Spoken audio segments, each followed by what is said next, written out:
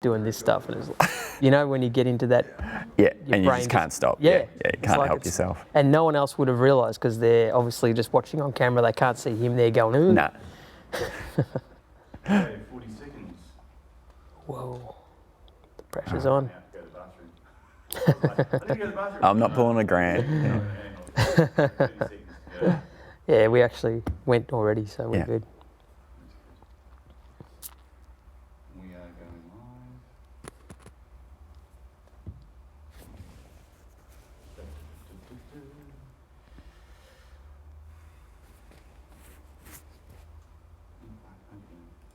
10 seconds. 5, 4, 3, 2.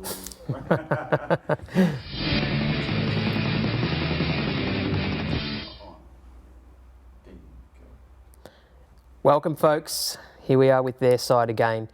For those who haven't been on board before, we have a interview series which is based around Melbourne skateboarding scene and some of the stories that the local skateboarders have to share. I'm really excited today because I've got a fabulous guest in, one who is probably less controversial than some of the previous ones we've had in terms of the ups and downs in their life, but there's still some fantastic stories to share. I'd like to make a quick introduction to our guest, Darren White. Thanks, G'day. Darren, for coming on in, mate. Thanks for having me here. It's a real pleasure. It really is, actually, because your involvement in skateboarding is vast and broad across so many facets of skateboarding, from skating itself to skatepark design and sponsorship and all sorts of stuff that comes in between. So it's going to be good to have a chat and get some of those stories shared across with all those magnificent viewers out there. So Yeah. quick introduction then. What's your name? Where do you start? How old are you? All that sort of stuff. My name's Darren White. 42 years old. I grew up mostly in Beaconsfield. Like that's kind of where I grew up essentially, and that's where I started skating. Started skating when I was, I think, around 11. Like 88's the point where I go, I know I was definitely in, because I had this folder at school that was like the 88, like the ramp right school binder. So I kind of know that I was all in by that point. So it was. So you had your first skateboard prior to that, which it would have been the year before. Yep. And I remember like we went to the Caribbean markets and like I wanted to buy a calculator watch. Like that was, I just wanted to get a calculator watch. And so I think we had maybe $10 or something to spend. So we all got to go and pick and choose whatever we got. Went and got the calculator watch, was stoked on it, really good. I reckon 3 minutes later, it just stopped working. So I was a bit devastated, but we were there with my neighbour, and he just, he took it back to the guy and just, you know, got my money back. So I had to find something else to buy. And then I don't even know, I don't think I'd seen a skateboard before or really kind of had any interest in them, but there was one there. It was this kind of dark blue banana board, had those red kind of see-through wheels. Yep. And I ended up buying that, and like that was just the start. So. And what are you, like 11 years old or something? I reckon it would have been, about 11 years old. And that was just, my brother got another one that was like a fiberglass one. And so we had just the two boards. So my older brother got one, my younger brother didn't get one at that time. And so you obviously saw the skateboard and that's what you chose. Yeah. But was that because you had seen skateboarding elsewhere and you thought I would? Not that I really remember. Like it must have just been that thing that I couldn't get my calculator watch, so I had to buy something else, because you're not going to save the money, you just want to spend it. Yeah, yeah. And I just saw it, and like even now, like I've got the clearest picture in my head of what it looked like, how red the wheels were, how blue the board was. Like I just know it, so it just had some kind of attraction. I went, I've got to get that for some reason. That's cool. And then we just kind of, you know, started skating out the front of the street. We had a hill just at the front of our house, so, you know, we'd gradually work our way up to going down that. Yeah. But you were a bit of a BMX head back then, weren't you? Or? Yeah, so the year, that would have been 86, I reckon, like fully BMX bandits, just loved it. Like, so we would ride around, me and my friend Abe, like we would have like our backpacks on that were just stuffed full of clothes, because we had nothing else to put in them or go anywhere. We'd just do it to be like the guys in the movie and stuff. Did you ever ride through golf courses? Didn't go through golf course. If we had one, we probably would have, but there wasn't much around. And so what was it then with your first proper skateboard? What was that? Or first, you know, fat board? The first fat board after that was this pink King of Gifts one, which was like from essentially, I guess, a $2 shop sort of thing. and it just had yellow grip tape and lots of plastic on it. Like that was sort of the first wider Like board. as in plastic, as in rails and... Rails and a tailbone and lapper and Yeah. nose guard, like all the plastic you could kind of screw onto it. That was that one.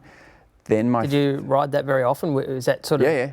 Yeah. No, used to, like we would ride that all the time. Like as soon as I had still been BMXing at that point, or... No, so you'd in the... started in to the transition year, a bit there. It would have been 86 to 87. In that year, I was full into BMX, and one of the things that we might get to as well, like where I kind of started, I think my whole design thing, like skatepark design, was with this letter that I wrote in grade 5.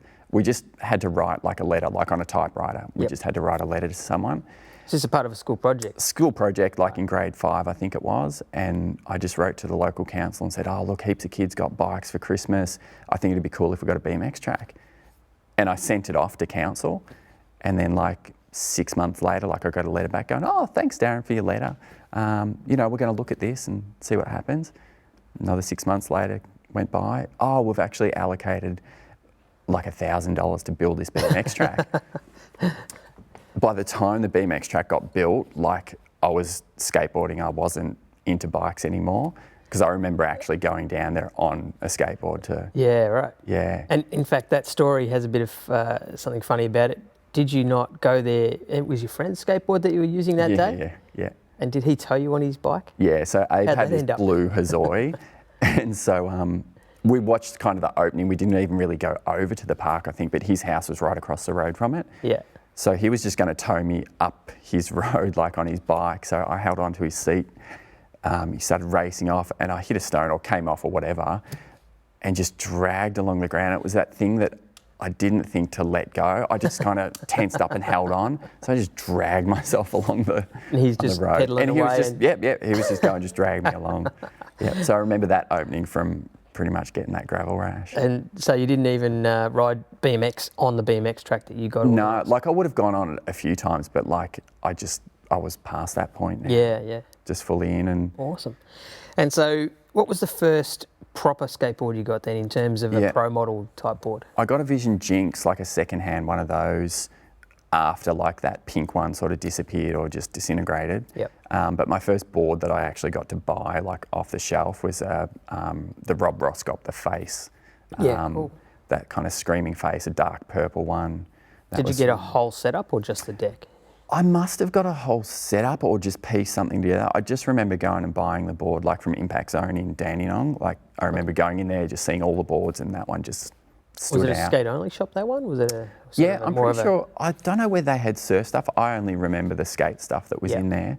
But yeah, I just remember that one. It had a nice round tail, which I was just into these round kind of scoop tails because I just thought they ollied better because you had like this smaller point to hit rather than like this flat edge. Oh, yeah, okay, so sort of like a concavey tail. Yeah, just like the scoop, like a modern popsicle is now. Like it's round so that when you hit your tail, it's not like you're going all the way across. You've just got this one point that's hitting. So all of my boards that I kind of bought from then, I was like, it's got to have this round tail to do it.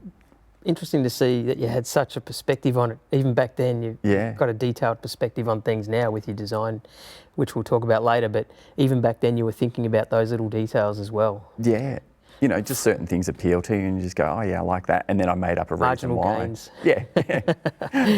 And that was all back in the days of, Back to the Future and stuff. And you were right into all that. As soon as Back to the Future was on, it was like, yeah, I want a puffer vest. I want, the calculator watch and stuff, get towed behind. I want a Walkman. Like, as soon as that was there, that was the full lock for... And so instead of getting towed behind a ute, you got towed behind a BMX. Yeah. Didn't quite pull it off like the show. And so Beaconsfield, it's not a big town nowadays, but it's certainly a lot more populated now. But back then it wouldn't have been very populated and it would have been quite, I suppose, segmented away from the bigger places around it. How was it skating in a smaller town like that? I think it's just completely different now to what it was when I grew up. And I never realised, but I reckon it was, it would have been tiny. Like our street was a dead-end street and now it's just estates as far as you can see. Like they just kept building and building because there was all this farming land around. But, there would have been maybe like five to 10 people that would have skated and 2 of those were my brothers, and the others were just like some local kids. But mostly it was kind of like me and maybe one other guy. In So high school, what was it then? Like, what sort of things did you skate? Was it just out down the hill out front of your house? down the hill, the footpath, we had little curb cuts that would go off those. We built a jump ramp, we'd just go off the jump ramp, off the jump ramp, off the jump ramp. And then we'd just, once we started getting better at it and really into it, that's when we started building ramps. So my dad made one for us first, which was kind of crazy. It had these concrete beams just leaning up against these steel frames, concreted a little curved bit at the bottom to join the two together, so you could roll in on it, do a kick turn, and then you'd kind of lose all your speed because you couldn't pump through it. I saw a picture of it. That it looks crazy that was, like, Yeah. it's a big structure Yeah. considering the size of the backyard Yeah. and stuff. But it's also, like if you looked at skateboarding ramps back in the day and you see them made of wood and stuff, you go, yeah, I'll try and build that. But he's gone and tried and done it out of concrete. Yeah. And the picture is him shaping the little transition bit. link at the bottom. How did he get the idea for that? Obviously, you guys weren't old enough to say, oh, that's not how a skate ramp is. Or... I don't even think we would have seen one at that point in time. Like, we knew jump ramps and magazines, we would have maybe had like 1 or 2, but we just didn't know anything. And it's funny, like, I think I get this from my dad as well. It's kind of this DIY thing. All of that stuff just would have been in the backyard. Like, all those concrete beams just would have been lying there. The frame would have been from something else.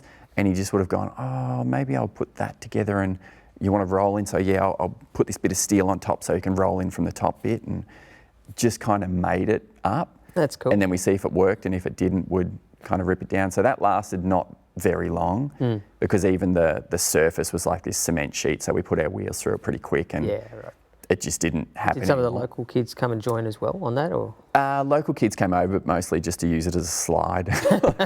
Like that was kind of it. Like no just one really like a common skated. skate park now. All the parents leave their kids to play on the Pretty on the much. slide. And so your parents, I assume, from that were fairly supportive in terms of you skateboarding and things. Though. Yeah. They just supported everything we did. Like they'd kind of see that we had a passion for something or like something, so they'd either encourage us or just let us do it. I remember even like skateboarding, my parents only bought me the Roscop and one other board. Like everything else was like I'd mow a lawn or I'd go and wash people's cars to get the money for the board. And they'd last you 7 or 9 months at that time anyway, so it wouldn't be like you'd need them every couple of weeks. But I just shoes remember were the worst thing. If you're doing ollies, you'd wear the shoes out. For sure. We used to get them resold. Like we'd take them down to places, get them resold like a couple of times just because they were so expensive to buy a pair. The same with boards. Like back then they were, $120, which they are now, but back then it's like buying a board for $250 now and just going to skate it. No, it was similar for me as well. Me and my brother were supported by our parents. They didn't really pay for our boards or anything like that. We paid for them ourselves. When I was selling footy records, that's where I'd get my money from. And then it was literally the shoes was the worst thing. They would get worn out, and Mum would shit it. She'd be like so shitty because we'd have just 1 week, and they've already got ollie holes in them and stuff. Like, well, that's what you get when you're popping as big as I were, Mum. She should have known that. What are you going to? You got to expect that stuff. Grants aren't worn out, obviously. Oh, and you become a master at shoe goo of how to get it smooth and not lumpy, and that was all of that stuff. So it was pretty cool back then. You guys were pretty resourceful, and there's also a few stories. I don't know how close it is to this time frame, but when you would skate in front of the chemist, and you got paid to not skateboard, is that right? I forgot about it. It's anti-pro. So we used to skate. There was like a long curb and then like a little manual pad thing and a sort of flat ledge. So that got built. We'd just skate there all the time. And the chemist just got really annoyed with us. Like one day he's like, look, you guys got to get out of here. Like, you're just wrecking my business or whatever. I'm like, look, the ramp's in Narrabri and like we can't get there and stuff. He goes, oh, fine, here's some money. Get on the bus, go down there. And we went, okay. So then we just walked to the shop, bought lollies, and then just walked back and sat in front of the shop and ate the lollies. And that's the best. We either skated or we just went home. We didn't go to the ramp. He gave you the money that you went back and just sat in front of his shop, eating the Yeah. stuff you'd purchased from Yeah, his pretty money. much. That's so cool. And so who was it? There was a little handful of skaters in the town at that point that you were skating with? Yeah, so at that point, that would have been just in high school. So Peter Beams lived around the corner from me, and he was kind of the guy that I'd skate with every day. Like we would, And when you say every day, you mean every day, don't you? yeah, like it was insane. Like thinking about it now, like we would, put our raincoats on, zip them up, walk out the front of my hill while it's raining, and that's how we'd start. Like we'd pretty much start the day every time. We'd walk up the hill so you don't just start pushing. But I remember this day it was raining and we walked up the top of the hill and off we went, and we just went and skated. Like we just could not be stopped. That is so cool. Yeah. Doesn't matter about the weather, doesn't it? The passion just went, we're still doing it. That's what we Yeah. just had to do. That's so cool. Yeah. So you mentioned Peter. Who else was in the crew back So then? Peter, and then there was a couple of other guys around then, but it was like, they'd maybe be there for like a year and then they'd either go to high school or they'd move or something. Yeah, or And get Pete into footy or whatever busy time, yeah. And Pete moved when he was in year 8 or 9 to Druin. So then I'd start going up there on a weekend and sort of stay for the weekend. Did you come across Andy Murphy? Yeah. So I met those guys like when we were, 15, 16 sort of thing. Yep. And would skate with them. Pete would come down and stay with me and would sort of skate around there. A few guys from Upper Beaconsfield, which was just a little way away. And then later on, like later into high school, like most of those guys dropped off. Like in the school of, say, 1,000, 1,500 kids, there would have been 3 skaters. Like Yeah, right. So it was a real minority. It was tiny. Like it was the, I'd get picked on and stuff. Yeah. Picked on. Yeah.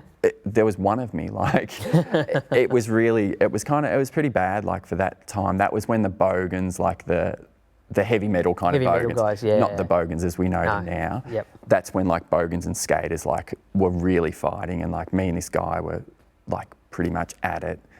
And it was between me and him, but essentially the whole school against kind of me. They were all it felt behind like. him, yeah. Yeah, because I was the even minority of that kind of group. So that kind of sucked, and that was probably for a year or two at school. And then once it got to year 9, year 10, that kind of just faded out and we got past it. And it was really good. Kind of became popular again. Yeah. Skating was still pretty small. It was still only like... Because I remember there was a stage where for us, we were the outcasts. Yeah. But then all of a sudden people started to go, oh, that's kind of cool. And they would start wearing similar clothes, and not the baggy pants style, but there was a bunch of stuff they started to wear, and Yeah, that definitely happened, but it was still like, I think it became a little bit cooler. It was still not many people doing it, but it became cooler in other people's eyes, whereas we kind of thought it was cool from year 7. It took another 3 or 4 years before people thought, oh no, that's a cool thing to do. Yeah. And I'd probably skate with Lee Peters, was the main guy that I skated with at high school. And he lived, 20 minutes away from me. And then Keith Petrie as well, he was in Upper Beaconsfield. He was the guy that, even thinking about it now, like, we would skate pretty much, I think, every kind of night or something. Like, he was the guy that I was always skating with, because there was nowhere else. The skate scene had kind of, from what we knew, had disappeared and died. We were the only kind of guys. So I assume it was that early 90s. Yeah, it would have been early 90s. Yep. And then in that time frame as well, of being in the smaller town and stuff like that, you had to be resourceful. So was there a lot of sort of backyard ramps and things that got built, and that was where you ended up skating more often, because there wasn't as much out there at your doorstep? Yep. Like, we'd always skate schools and little curbs and things like that, but like people would start building ramps, and we did ramps. So once Dad had built that one, we tore that one down. We built like a 5 foot high, 8 foot wide mini. Love Skated the that for a while. I know, because that was a sheet of ply, so that's how wide it was. And then we built a 2 foot one on the back of it, and like we had it offset from the fence, the 5 foot one, and the 2 foot one we did up against the fence. Then we got our old jump ramp and put it beside the mini ramp, so that we could go off the 5 foot one up this little chute and into the 2 foot.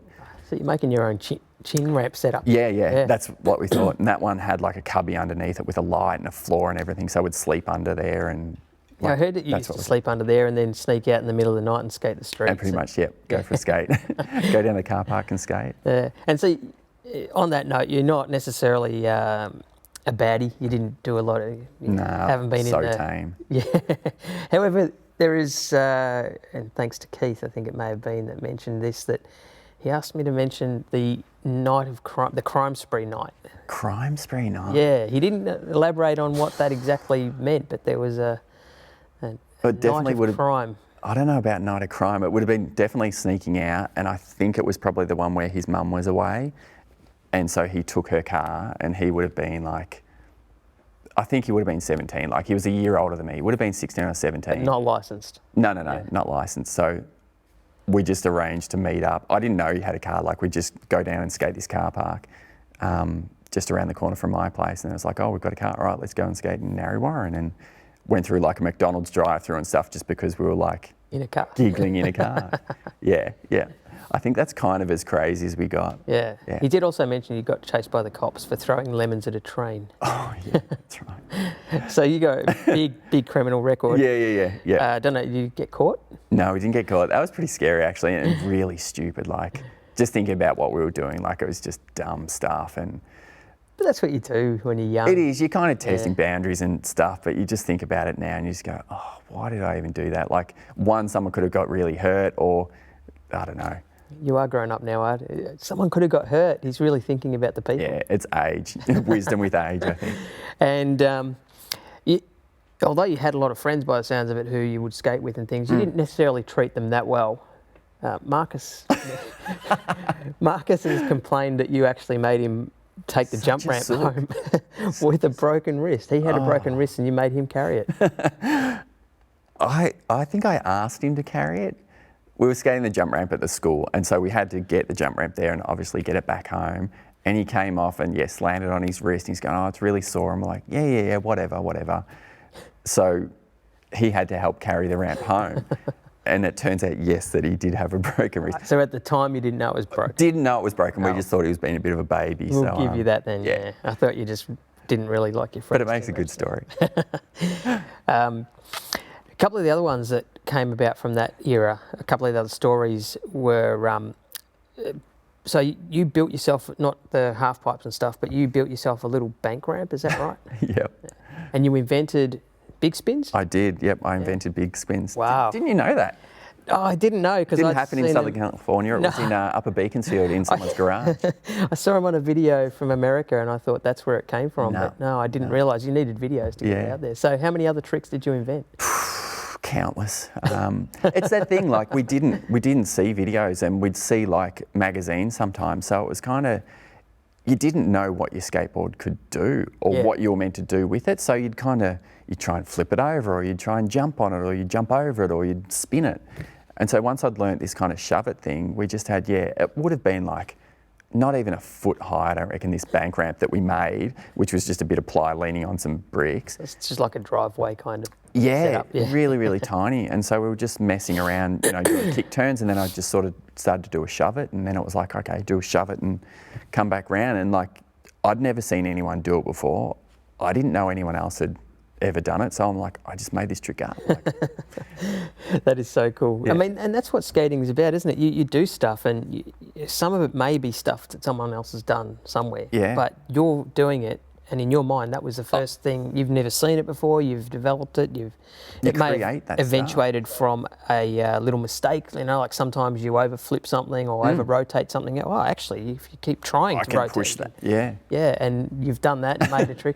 How shattered were you when you realised that you didn't invent it? Not very shattered. It's that thing that you kind of know that probably everything's been done, but even now, like, you're still surprised at what people can do, or new tricks or new terrain that people skate on. So you kind of know that nobody owns anything. There's people that are really good at certain tricks, but nobody owns it. And it's just working out who was the first person to do that. Yep. And even or first recognise people. It's really impossible, because there's always someone that invents a frontside flip, but like there'd be 50, 100 people around the world that would have invented that because they never would have seen it before. Exactly, yeah. It's just whoever gets the photo in the magazine first gets credited and then with someone does it over a particular stair set or something, and that becomes the thing. That's their thing. That's the MBD for that. And yeah. So you sort of mentioned there about different terrains, and that's something that you're really quite known for, because you vert skater, street skater, mini ramp skater, bit of everything. Yeah.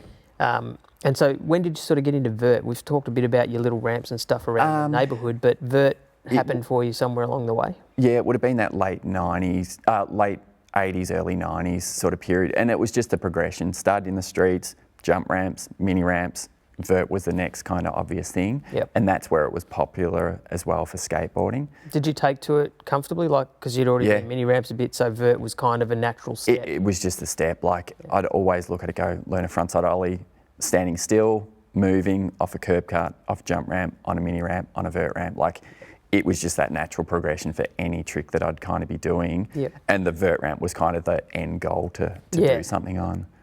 And so how often did you spend on vert at that time? Were you vert every other day, or was it? No, it would have been every weekend, because Narry So Warren mini ramps and stuff were still filling the gaps during the week? Yeah, mini ramps and street, like that was kind of our weekly stuff, daily.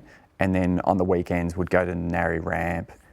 So I'd meet up with a couple of guys from there, like Clint Winskill, Scott Kalski, Ben Odnerall. I'm trying to think. There was probably another 2 or 3 other people that would kind of float into that mix. But me and Scott were probably the tightest at that time, and would just be really into skating vert. I even think back now, I used to just do, I'd want to try one trick, but I would always do these setup of tail tap, rock to fakie, tail tap, rock to fakie. I'd do 3 or 4 in a row. It must have been so annoying to watch, for anyone. And then I'd just do a nose grind and then rock to fakie, tail tap. I'd have to get my rhythm or something. Yeah, right, reset sort of. Yeah, reset and get the right speed. And then when I'd feel the right one, I'd do it. But it'd usually be 3 or 4 of these back and forth. I'm then do one trick. And so your mates are on the ramp going, come on, dog, get off. So long runs, but only 3 tricks. And there was a little quote about you back then, and street and ramp sort of stuff. Were you actually pretty bummed that you were a vert skater because you really wanted to be a better street skater? Yeah, I wanted to be a better street skater, and then when all these mini ramps started popping up, because there was a lot around Beaconsfield and Upper Beaconsfield, there was 3 in Beaconsfield, and there was probably 5 in Upper Beaconsfield. They were everywhere, everything from 2 foot up to 10 foot. These are all backyard ramps. And some really, really good ones, and they'd always sort of change. So you go and skate these different ramps, and it just turned out that I felt comfortable, and I thought I was pretty good on those. And so It's a good way to describe it. Felt comfortable. Yeah.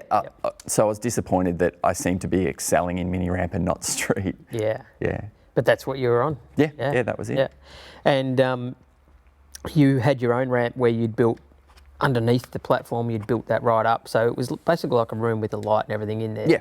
You'd sleep under it.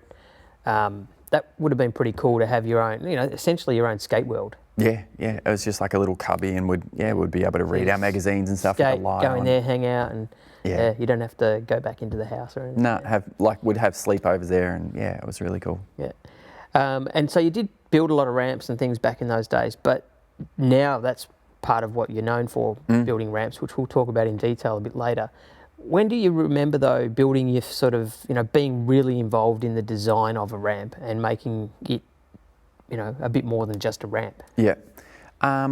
Probably the last ramp we built, because we started with Dad's ramp, then the 5 foot one, then the 2 foot, and then we kind of got rid of that. And there was also this big shade structure that we had between the garage and where the ramp was. So the ramp could only be 8 foot wide because it fit between where this shade structure was. Yep. Then there came a time where the shade structure went, and so we took over that whole space. So then we had a 16 foot wide, 16 foot, I can't remember, and a big ramp. So that one was the one that we went, okay, let's make it like this, let's do this. And I kind of remember that, I was thinking about this morning actually, that I'd have all this passion, let's do this, let's do that. We'd start cutting trannies and working out how to put everything together. And then I'd kind of either fade off or I'd just want to go skating. But my older brother, Alan, he would be the one that would kind of finish most of the ramps until it was final layer of ply. And then you're back. And then I was back to help finish and then skate. I remember, I think I probably shifted most of the work onto him, but we'd have people over and build. So that was the first one that I kind of designed. And then when I started at the shed, the first moment where I kind of clicked over into it was even just how the whole shed thing started. We skated the ramps at Mornington, then they kind of closed down and disappeared. And I was getting towards the end of high school, didn't know what I was going to do after high school. I kind of thought, oh, maybe architecture or something, but nothing was really driving me. Hadn't applied to any schools or looked into anything. And then it must have been like October. Someone goes, oh, those ramps from Mornington are in this shed in Cranbourne. I'm like, what? Like, it was this random thing. I don't know who said it. And so I just called up the council and said, oh, someone said that you've got these skate ramps in a shed. They go, oh yeah, we're having a working bee on Saturday. Like, do you want to come along? And I'm like, okay. So I went along. It was literally that quick, like from... Wow. It was the next weekend we went down. To know how much that eventuated into what it turned into, that's quite a pretty simple little starting point, isn't it? So this and is it's sliding door 1994. sort of stuff. Yeah, 1994 that phone call was. Yeah. And for those who don't know, the shed at Mornington, that was a huge complex there with a go-kart track and everything. And at one point there was no go-kart track. There was a street section over there and the mini ramps over there. And it was amazing. It was a great place to go. Yeah. Such a variety of ramps, and there was the mini ramp with the spine that was bigger, and then there was the other mini ramp with the hip. The hip and the little channel thing. And so much stuff to do there. We used to go there all the time. And, yeah. And then when all that goes, I mean, I didn't even think about what happened. What happened with ramps? No. Had no idea that I thought that just would have been, all the wood would have just been dispersed into rubbish burnt tips or or whatever. whatever. Yeah, but for some reason you thought, no, that must exist. Let's ask around, and that's amazing. So that kind of happened, and then when we were there, like that was literally piecing back together the spine ramp and a mini ramp. The vert ramp was there, but it was still just in pieces, and that was kind of too big a task to start off. So they were just looking at how they could start this skate park, and it was a joint project between the council, the local police, and the Salvation Army. Yep. So it was kind of like everyone was chipping in for like either the land or some money or the running of it. Yep. And so when we were there, we just wanted to make a bank ramp. So Dave Snow and I were just going, oh, what would be good for an angle? Like, what should we use? And then we looked at these set of stairs, like this steel set of stairs that were there, and we just went, oh, that kind of looks good. So we went, but how do we know what angle it is? And we start measuring it, and I start writing stuff down, and it just went, oh my God, I'm using trigonometry. Like, I'm using maths in the real world. Like, it was this real wake-up thing that I just went... Because when you're doing it at school, you're like, you're just like, I'm never going to use Pythagoras' theorem. Like, why would I? And that's kind of where it started for me, from doing that bank ramp. And people thought that bank ramp was quite steep, but I didn't mind it. It was all right. It was great. The way you had to skate it, because it had a small curve at the bottom, you just had to do tricks at the top. If you did it too low, you didn't have the time. But if you sailed up to the top, that's how it worked. They're a bit like the banks at Kensington. They're a bit that sort of angle. Yeah. And before we get too deep into the shed stuff, though, just back to your earlier days, did you get much of a chance to... We've talked about skating in the local neighbourhood, Narre Warren and local areas sort of thing, but what about getting into town and skating in the city? You mentioned you really wanted to be more of a street skater. Did you get to skate the city very often, or did you get to go to Paran and meet some of the, the crew that was skating in those areas at the time? Only a little bit. Like, we'd start venturing out, and I guess we'd started looking at different skate parks. So Knox had opened, so we wanted to get out there. Skated Doveton. And that, when you say Knox, that's the original version, the original not the current bowls. one, the original bowls, and a little snake run around there. I looked at the original ones recently, and I'm like, gee, they're not really that big or steep, and they're really mellow banks. Yeah. But I remember them in the day going, oh yeah, that was pretty cool. But now I look at it and go, well, what could you do there? Yeah. But that was it. Like, there was no terrain. Like, there was 4 or 5 skate parks that I could think of, like in all of Victoria. And that was it. Like, everything else was street or schools or like industrial areas. So trips to the city would start to happen probably once I got to like maybe 15, 16, because even like I wouldn't even go on buses. Like, my parents were like, no, like stay close. Like, they wouldn't feel comfortable with us hopping on a bus and going, long distances. Not even long distance. It's fairly short distances. Even though they didn't want you to do that, you still did, didn't you? Yes, that would be correct. And did you not get caught because of your own negligence, so to speak? Yeah. How did it all come about? What was your downfall? Well, once we got to the point that we could go to Knox, like that was kind of our boundary of where it was okay to go to. So we're like, all right, we're going to go skate Knox on the weekend, Mum. Yep, cool. So we'd hop on the train, and then we'd go to Paran. Oh, so you were allowed to go to Knox? We're allowed to go to Knox. But you wouldn't go all the way to Paran? But wouldn't go to Paran. And it might have even been a thing that we're allowed to go to Knox on the bus, but not the train. Yeah. maybe something like that as well. So we went to Paran, we skated the vert ramp, skated the bowl, probably skated St Kilda Road. Like we'd go and skate everything. We'd warm up on one and move to the next. So then on the train on the way back, we hop off at the station, hop out, watch the train disappear, and then I go, oh, my backpack. I just left my backpack in the train. With your smelly pads in it? Had all my smelly pads, which one wouldn't be cheap to replace. So I'm just like, oh. So we waited on the platform because the end of the line was only like another 3 stops. So we just went, it's going to be coming back. Like, we'll just wait for it here. It came back. I think we asked the guy, or maybe it just even kept going. Like, they weren't on there and we're like, damn it. Like, walked home and stuff or skated home. Got there and Mum's like, where have you guys been? Just out skating. And she goes, did you go on the train? And I'm like, yeah. Because she got a phone call from the Pakenham train station saying, hey, we found you these pads in a bag and blah, blah, blah. So kind of got busted from So obviously she had labelled your bag somewhere along the way. It would have had my name and my phone number in there, for sure. Yeah, yeah. That's amazing. So the jig was up then. Yeah. And so from that point, did they go, all right, you're allowed to go on the train? From there, it was probably that conversation of you shouldn't have done that and you weren't meant to be doing this. But from then on, I was 16, probably 17. Yeah. That was the time where they started freeing up a bit on that anyway. Yeah. Cool. And so you'd go to Paran, was that to skate vert, but you'd also go skate the street down St Kilda Road and stuff as well. Yeah. So you did still get a bit of a chance to do it. That'd be it. And like you said before, I skated everything, whatever it was.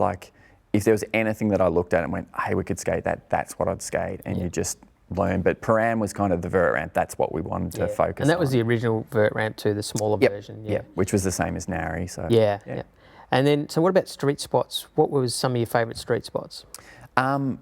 Most of it was industrial estates, and this is probably getting to the early to mid 90s. So with guys like Chris Markovich sort of coming onto the scene, Jeremy Ray, Jamie Thomas a little bit, around that time. It was a bit later, wasn't it? Yeah, a little bit. He would have been 94, 95, but that kind of skating was just big, fast. Markovich was probably the one that stands out the most. He was so fast. Yeah. And the longest, biggest gaps.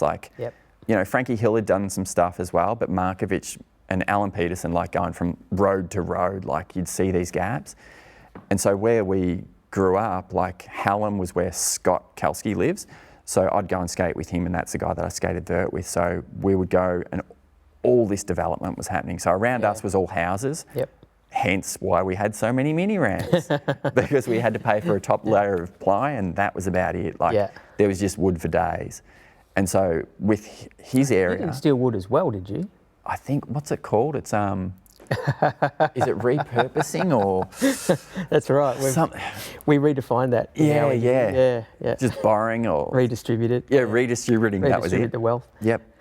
I thought it was just us. I really did. I can't believe that other skateboarders did that. No, apparently. Wow, okay. Terrain didn't Every exist. time I talk about these old days of skating, I keep getting... I can't believe that so many people did it. Had to make your own. The DIY kind of ethos is just... Now it's a really big thing in skatepark, design and building, that people are creating these spots. They're doing it with concrete now. Yeah. It's concrete now just because they can, and they're that kind of clever and smart, and they've got the skill to do it. But the whole thing with skateboarding is DIY. You just think, how can I do this thing? What can I do? What can I do with it? Skatepark design's the same. You've got a budget, you've got an area, you've got a user group that wants bowls, street, and plaza, as well as a jump box and BMXs and scooters. You've got all these different things that you've got to try and problem solve into this one solution. And skateboarding just feels like that, and that's where all the ramp building came from for me.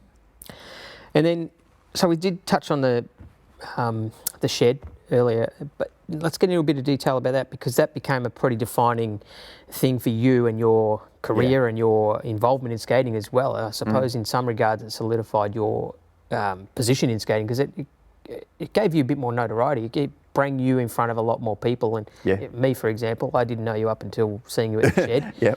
And and I'm sure it exposed you to a lot of other stuff with demos and pros and things like that coming through. So you mentioned it started off from you contacting the council. Hey guys, I heard about these ramps, and then all of a sudden, they're going to get rebuilt up in this facility. And you went along and cut some wood and nailed some things and whatever. And then what happened after that? How did you become so ingrained in the shed? So once they'd kind of built the ramps, and there was like a little competition that they did to try and raise some money to sort of put into it as well. So that was held in a different shed. And I'm trying to think, because there's a little tie-in story with Renton there. Because Renton gave me the nickname Daggers, like he'd always just, hey Daggers, how you doing Daggers? Daggers, like as in Dazza, Daggers. Yep. And he was the first person to call me Daggers. That's a lot better than the other nickname. What's that? Pinky. Pinky? Yeah. I don't know that one. You don't know that one? They No. called you Pinky. Apparently this is again from the sources. I won't rat out who it was, but Jeez. apparently you were called Pinky because you were so clean skinned. I was so naive, I didn't even know that was a thing. So Renton, Daggers. Yeah, Renton shed, did the Daggers, yeah. and I taught him Nollie 360 flips there, and he was like, how do you do those? And so we went off this back area and did those tricks. And then they raised the money for it, and then they were looking at, okay, how are we going to run it and open it? It was going to be 3 days a week, so it was a Wednesday, or maybe 4, Wednesday, Friday, Saturday, Sunday. And so they wanted to have a part-time position, and then they just asked people to apply for like it was a supervisor, I think it was called, manager or supervisor. And they were backed by the council and the Salvation Army sort of running it as well. As a paid position? Yeah. Cool. So I applied for that, and then I ended up getting that job, and so did Ben Patrick. So we both sort of shared that role, that I would work, Wednesdays and Saturday, Sunday or something, and then he'd do the Friday and the Saturday, Sunday night or morning. So we'd kind of split it. And so we did that, and Ben was probably there for like a year or so, I think, and I was about 2, which it's such a blink of an eye now, but it seemed like a really long time in that because of how much stuff happened and how we changed the ramps and built the vert ramp and completely changed the street course and redid all different things. But it was kind of up to me to go, okay, what do we want to do? Visiting pros were coming, so I started getting in contact with distributors, or distributors would get in contact with me, and then tee up to have all these demos and comps and things like that. And Glenn Southers was like a huge part of what happened at the shed. Like, he's such a driving force to get stuff done, and kind of, he knew how to do stuff. He knew how to run a competition or what to organise. I remember Glenn right back from the VSA days, even before that, and he was such an energy and positive vibe and stuff. So it was no surprise to see how much he got involved in that as well and made it work. So on that as well, so you mentioned the visiting pros and stuff. We've got a few things up behind us here, and there's some interesting ones there. That board with a bit of a hand-drawn graphic on it, that's from Ed Templeton, and it's actually the top 2 plies of a board, or it'd be, we were skating in Dandenong, and I remember the trick, everything. Like, I remember it was this K grind off this ledge that was near the markets, and now it's been tiled over, so we got to skate it for like a weekend, and it was one of those tricks that I did that felt like the most street trick like I'd ever done, like really legit.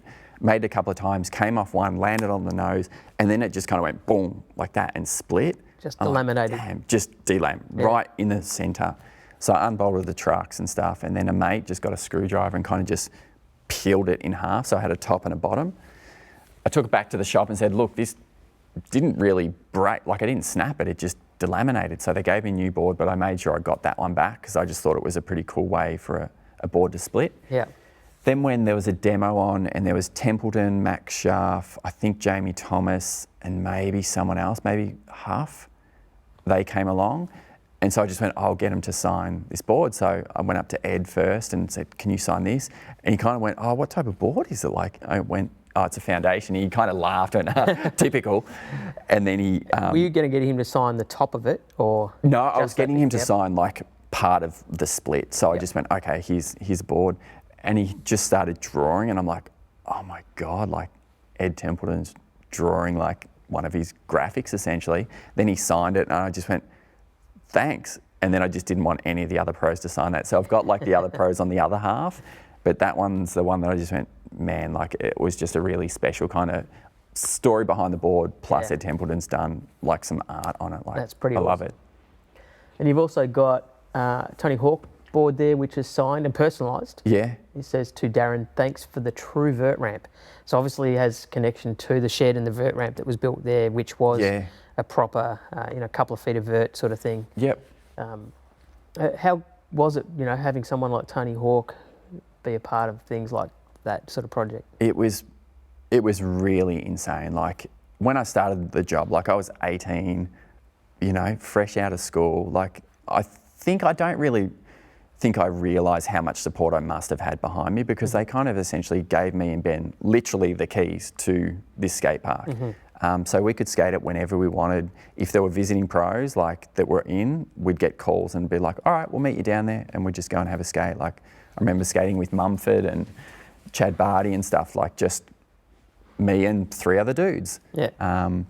And so when Hawk came, that was leading up to the opening of the skate park. Airwalk had started to sponsor us, so they were paying for the ramp. They were bringing out him and Steve Berra for the Big Day Out demos. So he was coming to open up the ramp.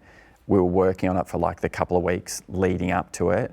And I worked, like I kind of had a bad knee that it would just always swell up. Like if I hit it even really lightly, it would swell up. So I kind of worked on this ramp and my knee got so big, like I couldn't skate.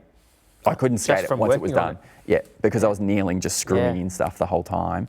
My knee was massive, so I had to sit up on the platform and watch with my leg like up on a couch. But he came and it was so packed, like never seen anything like it for one person. And even there's a couple of stories that tie into it. Like he started warming up on the street course, and like when we kind of think about, oh yeah, he's a vert skater, he'll just start warming up. Like I was thinking, oh, he'll just do some grinds and volleys. Like he 360 flipped the pyramid, like bank to bank. Like it was. You underestimate that, don't you? You underestimate how good a skater he was. Yep. And with the Airwalk sponsorship thing, this kind of ties into a story 20 years in the making as well, that we were meant to be getting like flowed some shoes. So everyone put in the order of what they wanted, and I wanted to get some size 13 Tony Hawk shoes. The week before the demo, like the box turns up, I'm dishing out shoes to everyone. Oh yeah, there's yours, there's yours, there's yours. Get to the end of the box and there's no shoes for me. And I'm like, oh really? Like, that sucks. And I'm just like, oh, I guess 13s are really hard, and they're still really hard to get, like just any size 13 shoes for me. And so I just went, all right, I'll just have to wait for the next box to come in or whatever. Tony Hawk demo comes up. He rocks up and like he's getting ready to skate, and then the guys from Airwalk just go, oh yeah, there's your shoes, and passed over a box. And I just looked at him and went, oh, they're size 13. I reckon they're my shoes.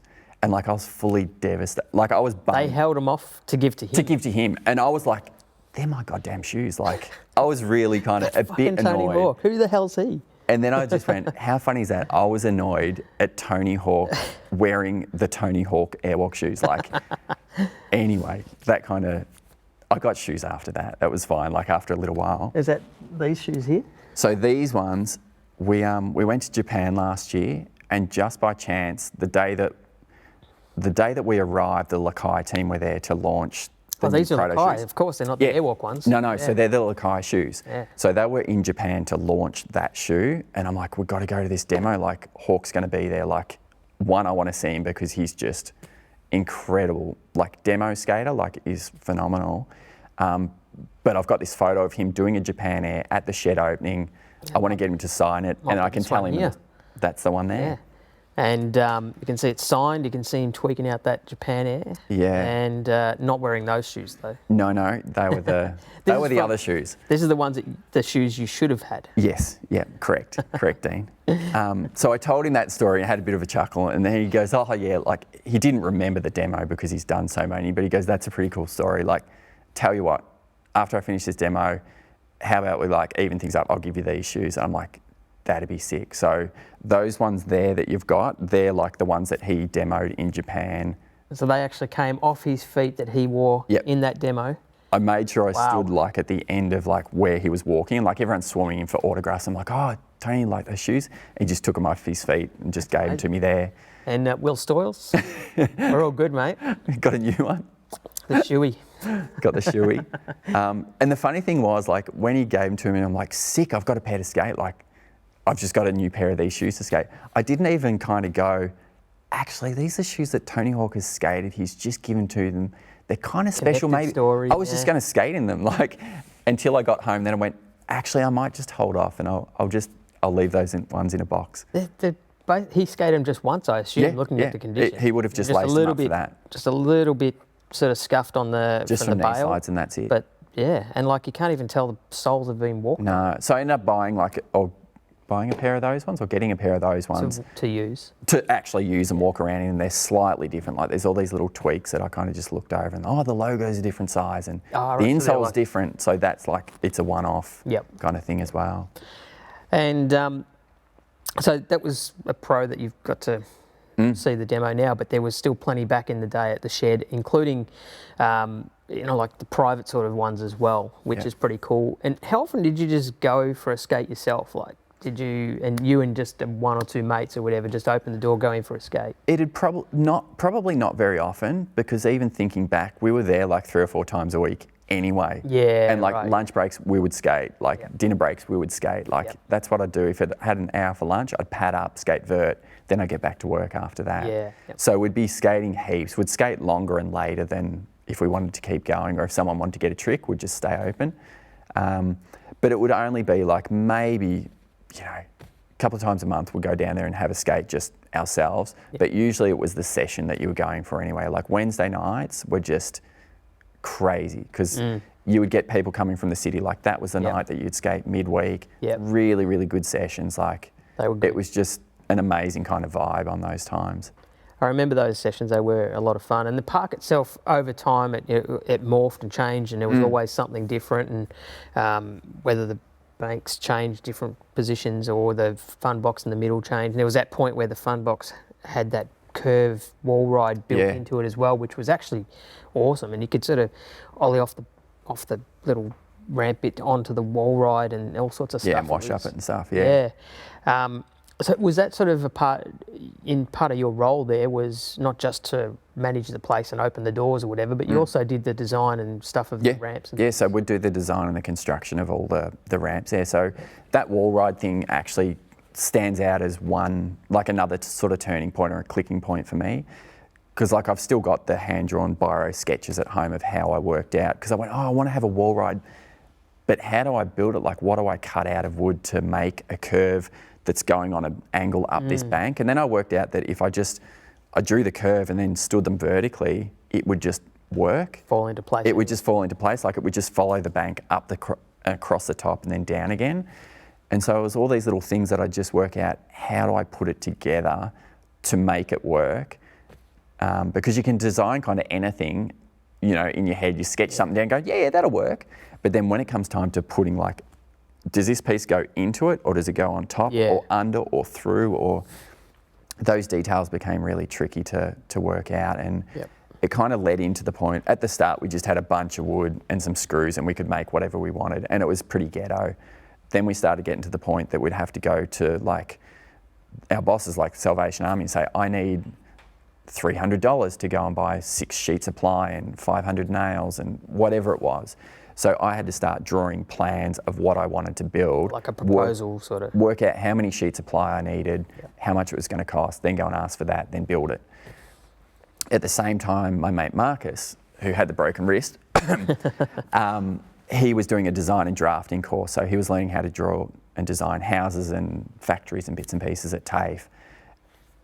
And when he was sort of just starting to sort of tail off finishing that, like at that sort of 2-year point, it was when the management of the shed started to change, and like change for the worse. Like it was just, they didn't want to keep creating new ramps. And for me, it was all about, once this thing's done, like Keith hates it that I got rid of that pyramid, but like it was done. Like everyone had skated it so much for like a good 6 to 12 months. Time to move on to the next obstacle. Let's replace that, do something else. And that's the beauty of that type of facility, as opposed to a council-built facility outside where it's there and that's it. Yeah. You go and skate it, you do all your tricks, you're done. There's not much more. You can still have fun at those places, but it's not as much of an attraction. So getting something like, an ability to change shapes and ramps and things like that, and making it fresh every 6 months, 8 months, whatever, that would attract people like myself. I would always want, oh, there's something new there, let's go. Something new, let's go and see what it's like. Yeah. And you know, you look at skatepark at Tampa, like they've changed every year for like 21 years, I think. Like Yep. it's what keeps it fresh, because if it's just the same park in a building, like you're not going to get this longevity of use. Like you'll get new people coming there all the time, but you won't get people that will keep coming back for years and years and years and years. Yeah. And so you finished school and worked at the shed, but weren't studying design or I anything weren't at studying that point. design, so when I kind of got towards the end of that second year, so it would have been like 97, I think, like towards the end of 97, I just went, I think it's time for me to go. Like, I think I've done everything I can here, and I can see that I'm just pushing against a brick wall. That Did it also change from Salvation Army into more of a need to make profit kind of situation? Yeah, so it went from Salvation Army to a New Start kind of program where we got government funding, and that was like a different phase as well. But then it moved on to like, we've got to make money to stay open. And it probably only lasted like a year or two after that before it shut down. And then it reopened again years later, but it shut down for a fair while. So when it shut down, what happened to the ramps? They just stayed there. For all I know, they just stayed there. Because that place was never used again until recently. Yeah, it's still in the same place, same building. They probably just cleared everything out and just put it all in the corner and let it sat. So then by that time, I'd been sponsored by PSC, like they were my first sponsor. And like that was just an amazing thing to be part of, like a crew. Like I'd get discounts, I'd get some free stuff, but most of it was just about being that crew. And like, you know, the shed crew and sort of Frankston crew, they become kind of the guys that I'd skate. Did you guys have a rivalry with Trigger Brothers, or? A little bit. Like, I think it was more the bosses and stuff really kind of just didn't like each other or had that kind of mentality. Yeah. We'd still all skate together and stuff, and there was definitely those different camps, but like we'd cross over all the time because we would be skating the same things. They'd come to the shed. It's always kind of there. It's like back with my days of Melbourne surf and surf, dive and ski. Yeah. On the outset, people are like, oh, they don't like each other, but we all skated together. Absolutely. That's just the way it works. The same with comps. Like you go to comps and everyone's there skating. Like it's not like, oh, we're sitting in the corner and we're against these guys. You're kind of just going for yourself. Yeah.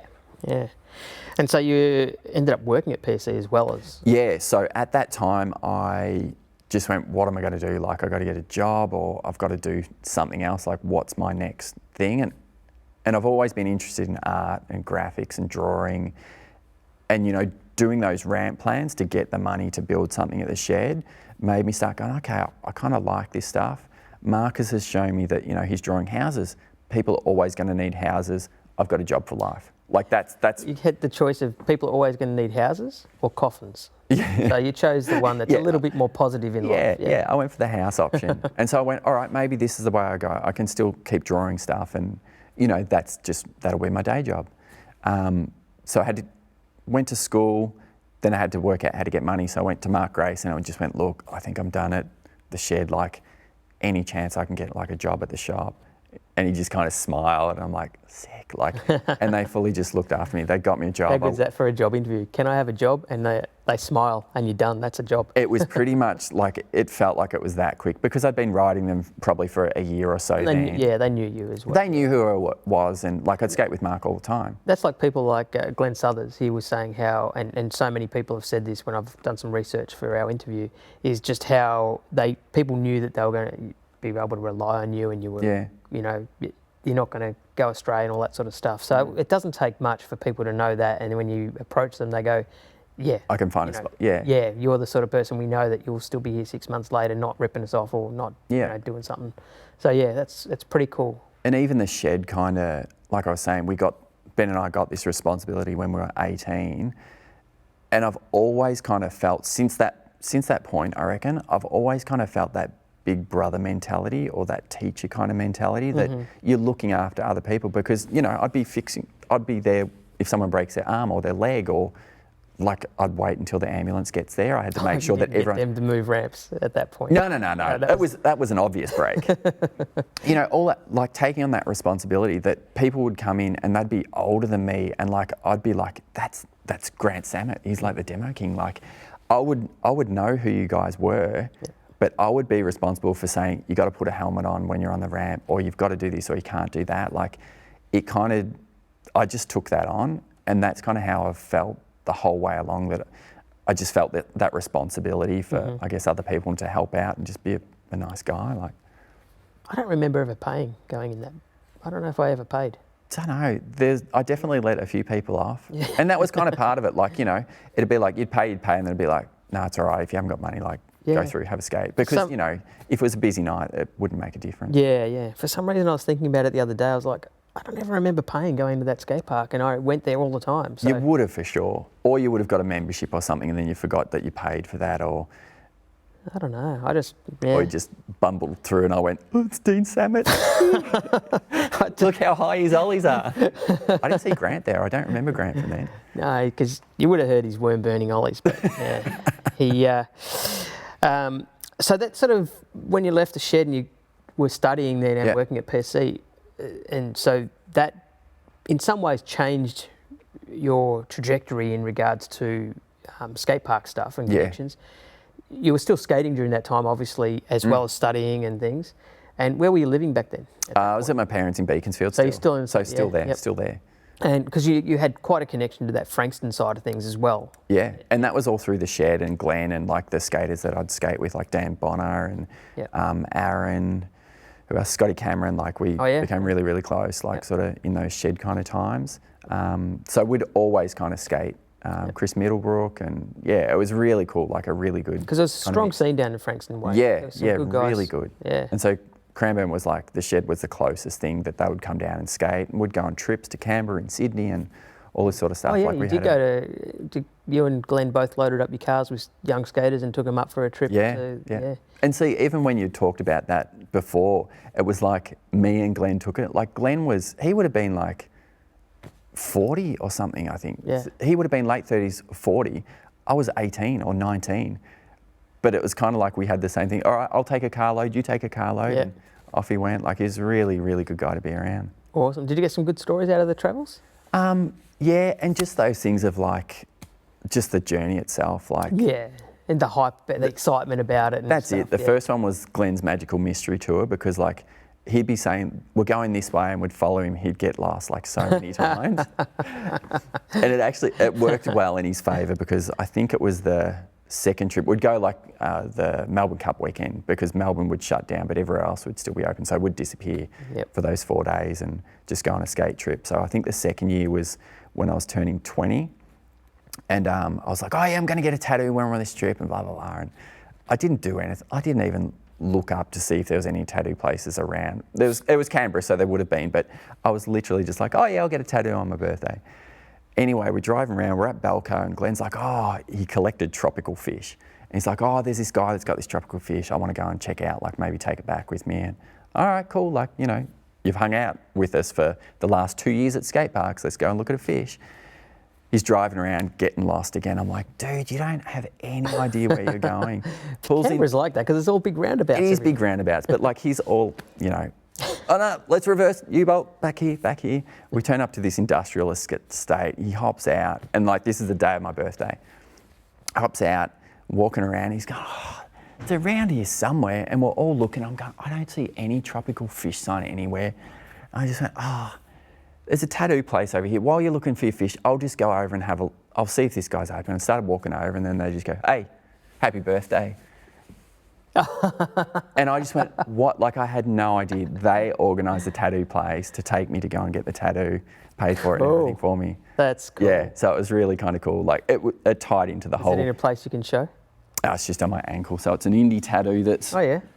I don't know pretty how we faded now, geez. It is faded, so it's down there. Yeah. And it's kind of one that, you know, Biro was the guy that did it.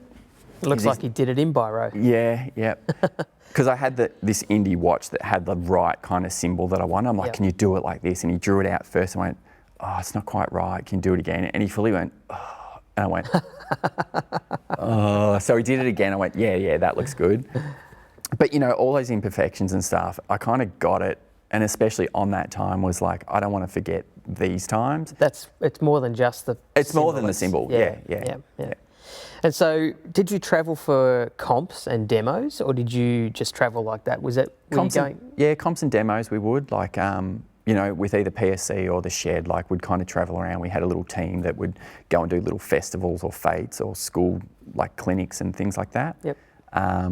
Are there memorable demo sort of stories? Yeah, as well? the probably the most memorable kind of demo story was one that we went to Deniliquin to this music festival. Like a ute muster, or? No, it wasn't the Ute Muster. It was like music festival, like go up there, but they were going to have some skate ramps and stuff. So I'm pretty sure it was a PSC one that we did. So we drove up there and we got lost on the way. Like we went up this wrong highway. This is without Glenn taking you? Yeah, this was without Glenn, I'm pretty sure. It was kind of just... do a mystery tour without him? Yeah, it was like 4 of us or 5 of us going up there. I think it was me, Tebby, who else? Oh, 2 other guys, and I can't remember his name now. No, it's gone. And we get there and we started skating these ramps, and you know, they're kind of a quarter pipe and a bank and a little ledge or something on some asphalt. People all around just doing their music gig thing. And it was going to be, you know, we started at 6 and we finished at midnight or something like that. And we just sort of skate and hang out. So they had bands playing, big kind of setup. We probably finished our first demo or whatever, went, let's go and get something to eat. Went off, came back, and it was probably like 8:30, 9 o'clock or something. And when we got back, like everything was shut. The lights were off, the gates were closed, there was no one there. The whole stadium area was closed. The whole thing. Yeah. So imagine going to like a music festival, being there, go off, get something to eat, come back, and then everything's closed. But like shut, darkness, just Not nothing. a soul around. Not a soul around. No one asked, where is everyone? And so we just went, okay, what do we do now? So we went, oh, we'll go to the pub and we'll hang out there, we'll do whatever. So we went to the pub, and that's where everyone from the actual festival was, like all the bands and stuff were there and people were there. Like, what happened then? Turns out that somebody threw a bottle, like a glass bottle, hit Phil from Spoon in the head, and then they just shut it down. So like it just They didn't know how to react, they just shut it. They just shut it down from there. And literally just booted everyone out, closed the doors, switched the lights off and said... That's the only assumption I can make, because we were eating our KFC somewhere, and by the time we came back, it was gone. So he was in the pub with like, you know, a bandage around his head and stuff, just drinking away and chatting to probably lots of girls and That's hilarious. And that is like such a like total spaz out. Right, that's it, done. Yeah. No, the whole city's closing down, that's it. That was kind of done. And then there was this rough guy that was in the pub. Like, it's the worst thing I've seen in a pub before. He's walking along and he's drunk as he's got 2 bourbon and cokes, like he's shuffling along like this. And it's a packed pub, and someone walks past and bumps him and he kind of spills like half his bourbon and coke, and you could just see him like, I literally watched this guy and he just kind of went, oh, Devo. Then he shrugged his shoulders, got on his hands and knees and sucked the bourbon and coke out of the carpet. No way. And I thought you were going to say he started to fight everyone, No, he just went, I've paid for this, I'm going to drink it. And I was like, oh. So I've never drunk, and that was kind of one thing that I went, I probably don't need to start now. And so he was on the ground sucking out of the pub carpet. Dropped fluids out of the pub carpet. Yeah, rough. Yeah, that is rough. Yep. That is rough. And so you've never drunk? No. And hence the Pinky nickname Yeah. that you didn't know about. I didn't know about. I don't know who called you that then, because that was something we were told. And it shows that you don't have to be, you know, rock and roll and all that sort of stuff to be a part of skateboarding and to be, you know, successful in skateboarding. Yeah. And to have friends in skateboarding. You can do it as a normal person, as a, you know, that's great. There is a period around about there that we're starting to get to where you've moved from your the shed and the PSC days you were studying, and you got into design. You were studying design. But that design study was based around house design and that sort of building design sort of stuff, not necessarily skate park design, was it? Oh, not at all. Yeah. And so you were just going to then, that was going to be your job. You were going to start to do house designs and whatever. And yeah. And you did do that. Yeah. How did you end up getting back to using that skill to match it to your passion? Yeah. Well, it's the funny thing, like, you know, growing up, I wanted to be a pro skater. Like, that was the dream. It wasn't the goal that why you were doing it, but like, you were going, man, if I could make money skateboarding, that would be incredible. And, you know, once I got to that point, I knew I was kind of a good skater, but I knew there was people way better than me that were fully sponsored and really sort of getting, Your problem was probably that you were so good at everything, you were never specialist in one. It wasn't specialised, yeah. So I kind of knew that wasn't going to happen. skatepark design, like I've done a couple of talks before at schools and talked about how I turned my passion into a career. Because I started getting paid for doing skatepark design and construction in 1995. And that's 24 years. Like, there's no way back then I knew that I thought skatepark design, like, and I'll get to that in a little bit. There's no way that I thought I would be doing this nearly 25 years later, because it didn't exist. It wasn't even like a dream of being a pro skater. Skatepark designer was not even a thing. No, I remember when we used to work with councils for new skate parks and stuff, and you'd go, right, just put a quarter pipe there and a bank in the middle and a bank on that end, and then just make it out of concrete. Or I gave them the designs of a mini ramp, and it's a pretty simple design, a mini ramp, so they could deal with that. They go, right, it needs to be this high and this wide and this transition. It was easy for them to give to a carpenter or whatever and have it come out the other side. And so you never thought that it was going to be like it has been for yourself and for some of those companies that build those places. It never thought that it was going to be something as big as that. But when you look back on it, you go, well, it makes sense now, because the investment that those councils put into those facilities lasts for quite a long time. Yeah. As opposed to a lot of other things they invest money in, and it's a great thing for their community. Yeah. But at the time, we didn't see that. We just saw it as... No, because skate parks were so few and far between. They weren't around. Like, the first one was the Frankston skate park, the steel one, because I remember being on a committee and going to a council meeting for that. And that probably would have been 6 months after I'd finished my drafting course, because I remember drawing those ramps on pencil on my drafting board. Like, I drew those ones up so that a steel fabricator could make them. Yep. And then 6 months after that, Johnny McGrath called me, and I knew him from the shed, just like skating there. He goes, Daz, these landscape architects, they just called me. They want to do a skate park in Camberwell, and they got my name. I don't know, can you help me? I'm like, sure.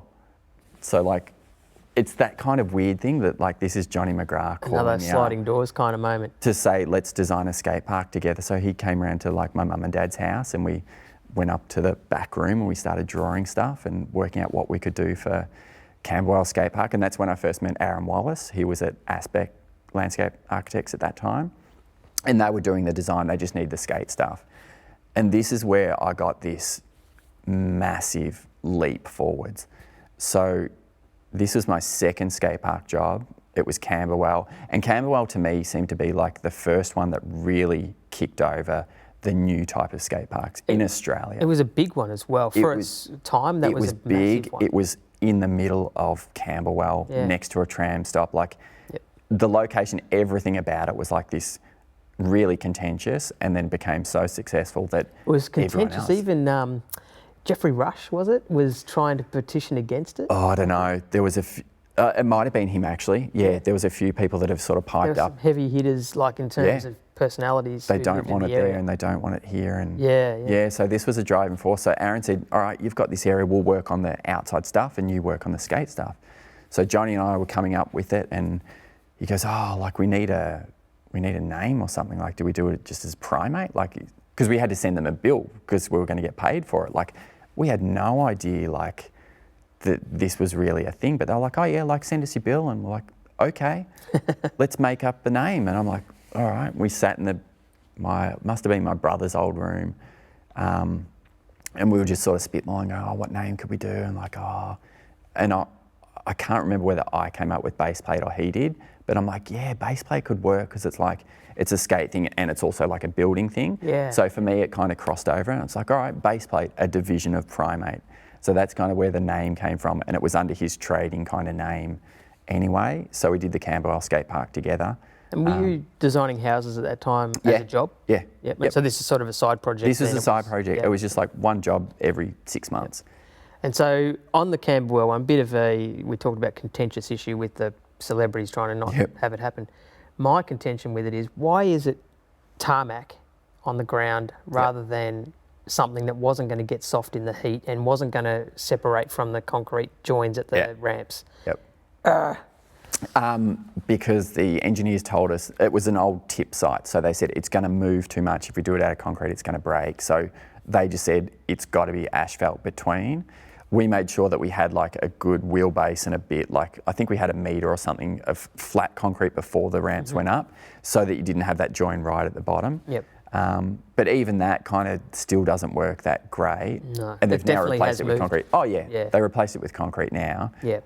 But at the time they're like, you can't do it. Like it's got to be this asphalt, and we're like, oh okay. I was so disappointed with it. And because it was slower as well. So Yeah, you'd beyond the slow down smooth and concrete. speed And up. yeah. Yeah, and the bowl was all lumpy. Like we were devastated with how that turned out. And Yep. Johnny rocked up with a template thing that he made. He said, you could have like just used this to do it. And they just didn't know what they were doing when they were building it. And even those banks going up towards that are really mellow and not using. Yeah, they just... But there was some good things about it as well. Yeah.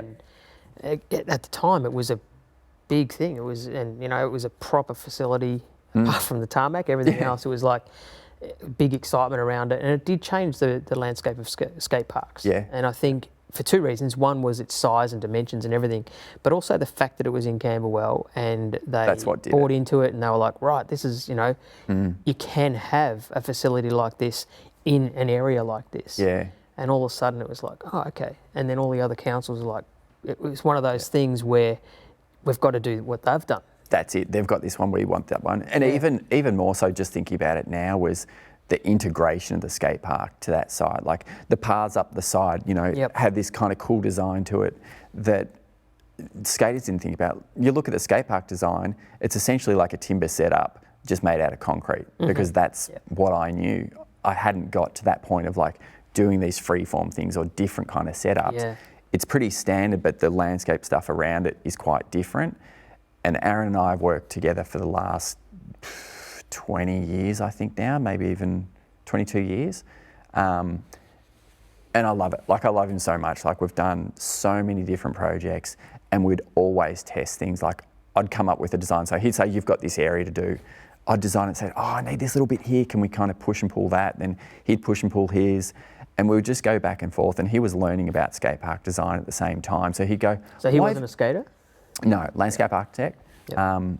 He can design a skate park as good as anyone, because he's had so much experience with it. But at that point when you first... But at that point, he was just like, why have you got this here? Why have you got that there? And it was always those conversations that I'd go, oh, I'd be looking at the design so much that I wouldn't see that it had like a ledge going across something, like something stupid that you just go, of course you're going to run into that. But because he was so naive and not knowing, he'd go, why have you got this one here? Why have you got that one there? How does that one work? Like show me. Really nice to have a outside view, someone that's not looking at it like that. Yeah. But at the same time, it would have been quite valuable as a skateboarder to be designing things with the design learning that you had from your studies. Yep. So you would have been able to bring a lot of skills and awareness that would be beneficial, but then having someone from outside go, what about this, or what about utilising this, or whatever, that would have been a great combination, which obviously it was over the years you've proven. Yeah. And I landed into that sweet spot. Like I was saying, I got this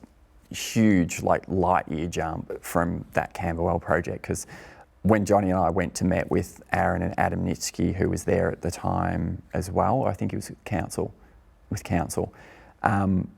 I brought like my Frankston drawings, which are hand-drawn grey lead kind of things. They were already on computers and stuff, and I hadn't done anything really except for school. And said, oh, I can do this for you. And they're like, no, you don't need to. I think they were like, it's okay, kid. Like, you don't need to do that sort of stuff. So they did all the drawing. I would just tell them, make this bank ramp this high, this angle. They'd do the drawing, send it over to me. I'd get my red pen and just mark up stuff and send it back. And they would do all the changes. Yeah, right. That kind of role usually doesn't come in like architecture or building design for a good 10 or 20 years. Like to get to that senior position of like, you get someone else to draw up the design, and then you just get to like mark what's wrong and fine tune it and send it back to them to adjust. It doesn't happen in a normal process, but that was where I started at. And then I kind of learnt how to use CAD and things like that. Like Aaron could do 3D CAD, and I'm like, what? The earliest St Kilda job that we were working on, like he'd done something, sent it over to me. I'm like, oh, I'm drawing stuff, trying to adjust. I'm measuring all these distances. I'm going, why is that saying it's like 20 metres? It should only be like 2. I didn't realise I was drawing in this plan view, but it actually had elevation. So when I'm drawing these lines or measuring distances, I'm measuring the height of one thing to the bottom of something else. So it's giving me this really off number. And so when I sent it back to him, it's just this 3D with all these lines crossing over, and he's like, dude. So he taught me how to do the 3D stuff, and then I kind of picked it up from there. And how did all that eventuate into you basically doing it full time? Not Yeah. long after that, was it? How many years sort of from the first time you did the Camberwell sort of stuff to when you became more of a full time? Within a year, because I remember Camberwell was getting built, and there was a skate park kind of conference thing at Chapel Off Chapel in Paran. Yep. So they had different people presenting and different people coming saying, hey, we do skate parks. And Simon Oxenham and Cam Melville were there, and they were both doing their own skate park thing. Cam was doing Conquest and Simon was doing Skate Tech in WA and Queensland. And so we met these guys, and Darren and I just like, what? You guys do what out of concrete? And like their stuff was like next level. And we're saying, how do you make them? And they're like, nah, we're not going to tell you. Like these are trade secrets, because they had literally made up how to do these and how to get these tolerances so good and the finish is so perfect. They're like, we're not going to share it. We're like, oh, we've got this one getting built at Camberwell. Come out and see it. So we went and showed them that night, and they did the same thing. Why haven't they got concrete in the middle? Oh, the engineers said you couldn't do it. And Cam's like, that's bullshit. Because he's an engineer. He's like, of course you could. Like, yeah, why'd they do this? Why'd they do that? Oh, this is lumpy. Like, they just knew the stuff. So Aaron and I were just like, whoa, these guys know their stuff. Like, construction, like, They were both separate companies. Yeah, they were both separate companies, and they were just mates that knew each other. And they were using the same techniques though Same themselves. techniques, yeah. So Simon's first park was Margaret River, and Cam flew over with all his tools and little bits and pieces to help Simon build that park. And then from there, they sort of started branching off, doing their own thing in the different states. Then after that meeting that night, they kind of went, dude, we've got to work out how to make this thing something bigger, because like Victoria's ready to explode. So that's where they came up with Convict. And then not long after that, like I remember having a meeting at Aspect with Aaron, and then we left, and he just goes, oh, just hold up a sec. Like Simon called me, like he wants to start a design company, like he wants to start Convict Design. I'm like, really? He goes, yeah, we want you as well. And I'm just like, oh, right. And like it was pretty mind blowing, one, to get asked and just to think that this could be a thing. I went, all right, I'll Did you realise at that time that they were asking as a full-time role, or was it? Yeah, well, it was really small. Like it was Aaron, he was going to lead the charge. He was going to be design manager. He'd source the jobs, he'd work on them. So he'd liaise with councils and things like that. And yeah. So he'd that kind of get the jobs, and then he goes, look, and you know, you'd be there to sort of help do the design and the drafting. So, you know, maybe part-time or something. I'm like, okay. So I thought about it. Other guys would do the build part of it. And they'd be doing the build. Yep. So we would do the design and they would do the build. Yep. So then I kind of went off and thought about it and went, oh, I don't know, like it just seemed too sketchy to go, full-time skatepark design, like it might last for 2 years. I went, you know what, like it's probably, I just went back and forth going, I don't know, like I've got a really good job here, like I know it's secure, I've got this stuff. Maybe I'll do building design 3 days and skate parks 2 days. That should be enough. And in, I think everyone's mind, Aaron's and mine, we were going, that'll be enough. Like how many skate parks can there be? Yeah, how busy will it be? How busy could it be? Yeah. Seriously, like 3 to 6 months after that, every day Simon and Aaron asked me, when are you going full time? When are you going full time? And by that time, I'd realised that I'm doing both half-assed. Like, I'd be thinking about a skate park while I was designing a building, thinking about, like, it just wasn't working.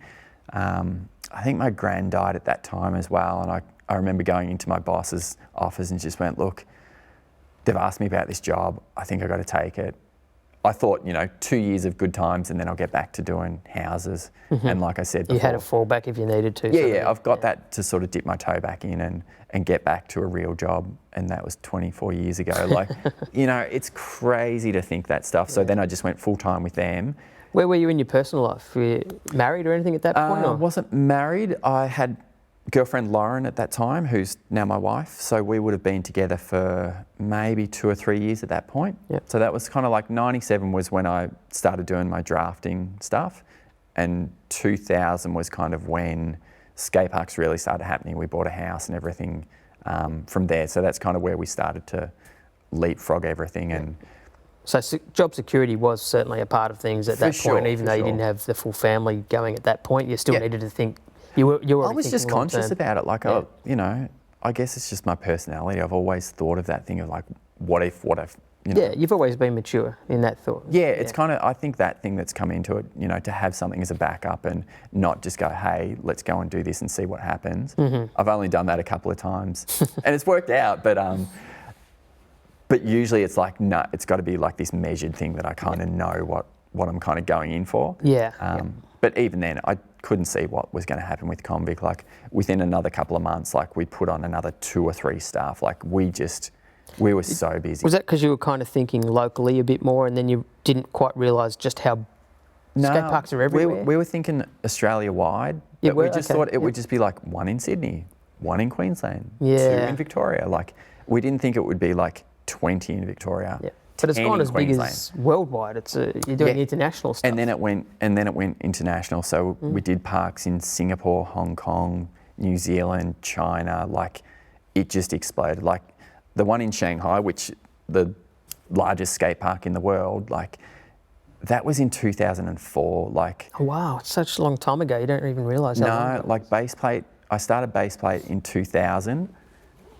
2004 was only a couple of years into Convict, and we got asked out of everyone in the world to design this park, you know, the largest skate park in the world. Like, it was just crazy to think that's where we got to in such a short period of time. And it's Skate massive. parks, yeah. So, skate parks are pretty simple when you skate them, but look at all of this stuff that makes up a skate park. It's like there are so many pages here. It's just out of control as to how much goes into it. Yeah. And you know, that's one park. That's not all of his portfolio. That's actually the one park. And luckily, you've been actually able to get on the front cover of a couple of magazines, haven't you? I have. I've hit the big ones. So we've got this one here for Transworld, which in print form doesn't exist anymore. So that's pretty exciting that you have a copy of that. Now, explain to us the trick that you're doing here. The trick that I'm doing there is called I designed that skate park that Chris sent his frontside grinding on. That's what the trick's called. And we also have another one here, which is... That's me and Bob Burnquist having a skate together. Yep. And which part are you again? I'm the skate park All of design this side here. of things, and Yep. he's the actual trick thing. And that's So- on Thrasher magazine. So 2 of the main skateboarding publications in the world, and you've made the cover. Yep. I can't, as good as my ollies are, I can't say I got to achieve that. So that's pretty And it's fantastic. funny how that stuff kind of crosses over. Every time I'd see my park in a magazine, I'd be like, that's a park I Yeah. did. Like, you would get that kind of feeling of like stoked to have that in there. And the beauty of those is, although they didn't name you on the front cover as the skate park designer, Yeah. we have a photo here from when you were in a magazine. Yeah. And who got the credit on that one? Question mark, I believe, is my name in that one. I'm an enigma. And the photographer, was that Jesse Featherstone? Yeah. He got the credit. He got and the credit for the photo.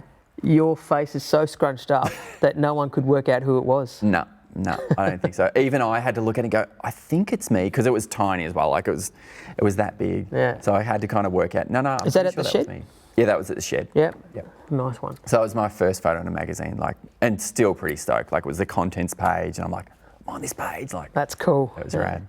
And so back to the skate park stuff, the design, we made it on the front cover with that, but you've done international stuff. The one in Shanghai, as you said, that's a huge one as well. Yeah. And not only is it huge, you're also a record holder. You are the Guinness Book of Record holder. There it actually is a proper certificate for the Guinness World Records, and it is the biggest skate park. Yeah. So It not was many. kind of- How many of you at home have got a Guinness World Record certificate? I think they hand them out fairly regularly now to different people, but Yeah, but that's because there's like the most It's for people whatever. wearing a hula skirt yeah. on a But- beach or some shit. But back then it was one of my wife's friend's kid who was really young, like Harry. He just went. I told him about this skate park I was doing. I'd been over to China, and it's like the biggest one in the world. And he just goes, "Oh, you should be in the Guinness Book of World Records." And I went, "Yeah," and laughed. And then I just went, "I wonder whether that's a thing." And then we went through the process, and like I remember it from being a kid, and like it was pretty amazing to see that stuff. And we got that certificate. I'm like, how's that? One, it was just from that kid saying, like, Harry just going, you should be in that. And I'm like, hey, yeah, that's kind of a cool idea. And then following it through, like, it was a whole process to go through. You had to say how big it was and how many square meters, and like even to give people the scale, like it's 13,000 square meters. Yep. The big bowl that's got like the big full pipe and everything in it, just the coping perimeter, at the time you could fit Cairns skatepark inside that. Yeah, right. So the biggest skate park we had in Australia could fit inside this bowl. And is that still the biggest in the world? I think it's been surpassed by another one or even two in China. Isn't there a massive crazy one on like Canary Islands or some weird Black place Pearl. like? That's not as big though. Right. Yeah, it's pretty, like it's massive. I think that's probably the second behind that. Yep. But there's some other bigger ones that got built in China that kind of just don't get any recognition, but I think they're bigger in size. And you were telling me about the build process of that. You had to go over and sort of facilitate a lot of that. How was the development phase? What did they do?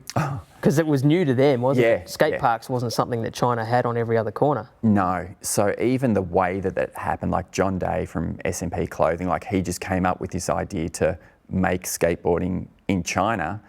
He had a clothing company, so he just wanted to grow that. So his idea was build the biggest and the best skate park in the world and people will start skateboarding. So we would go over there, and it was even interesting talking to the different engineers and architects over there because we'd all have translators. We wouldn't know what we were saying. Then there was this one meeting that we're saying, you know, the coping offset, it's got to be 8 millimeters and we just couldn't get across what it was. And then we just stopped talking and started just writing down the numbers. And then straight away, like we just knew what we were talking about. We could draw a dimension and say 8 millimeters, and they would know what that is, and I would know what they'd come back with. Yep. So I'd have this back and forth. And then one day, Aaron and I were there on a trip, and they just go, oh yeah, like we've built some test panels. You come and check the test panels out. We're like, okay. So they drove us off to this different site that was near the skate park, but not at it.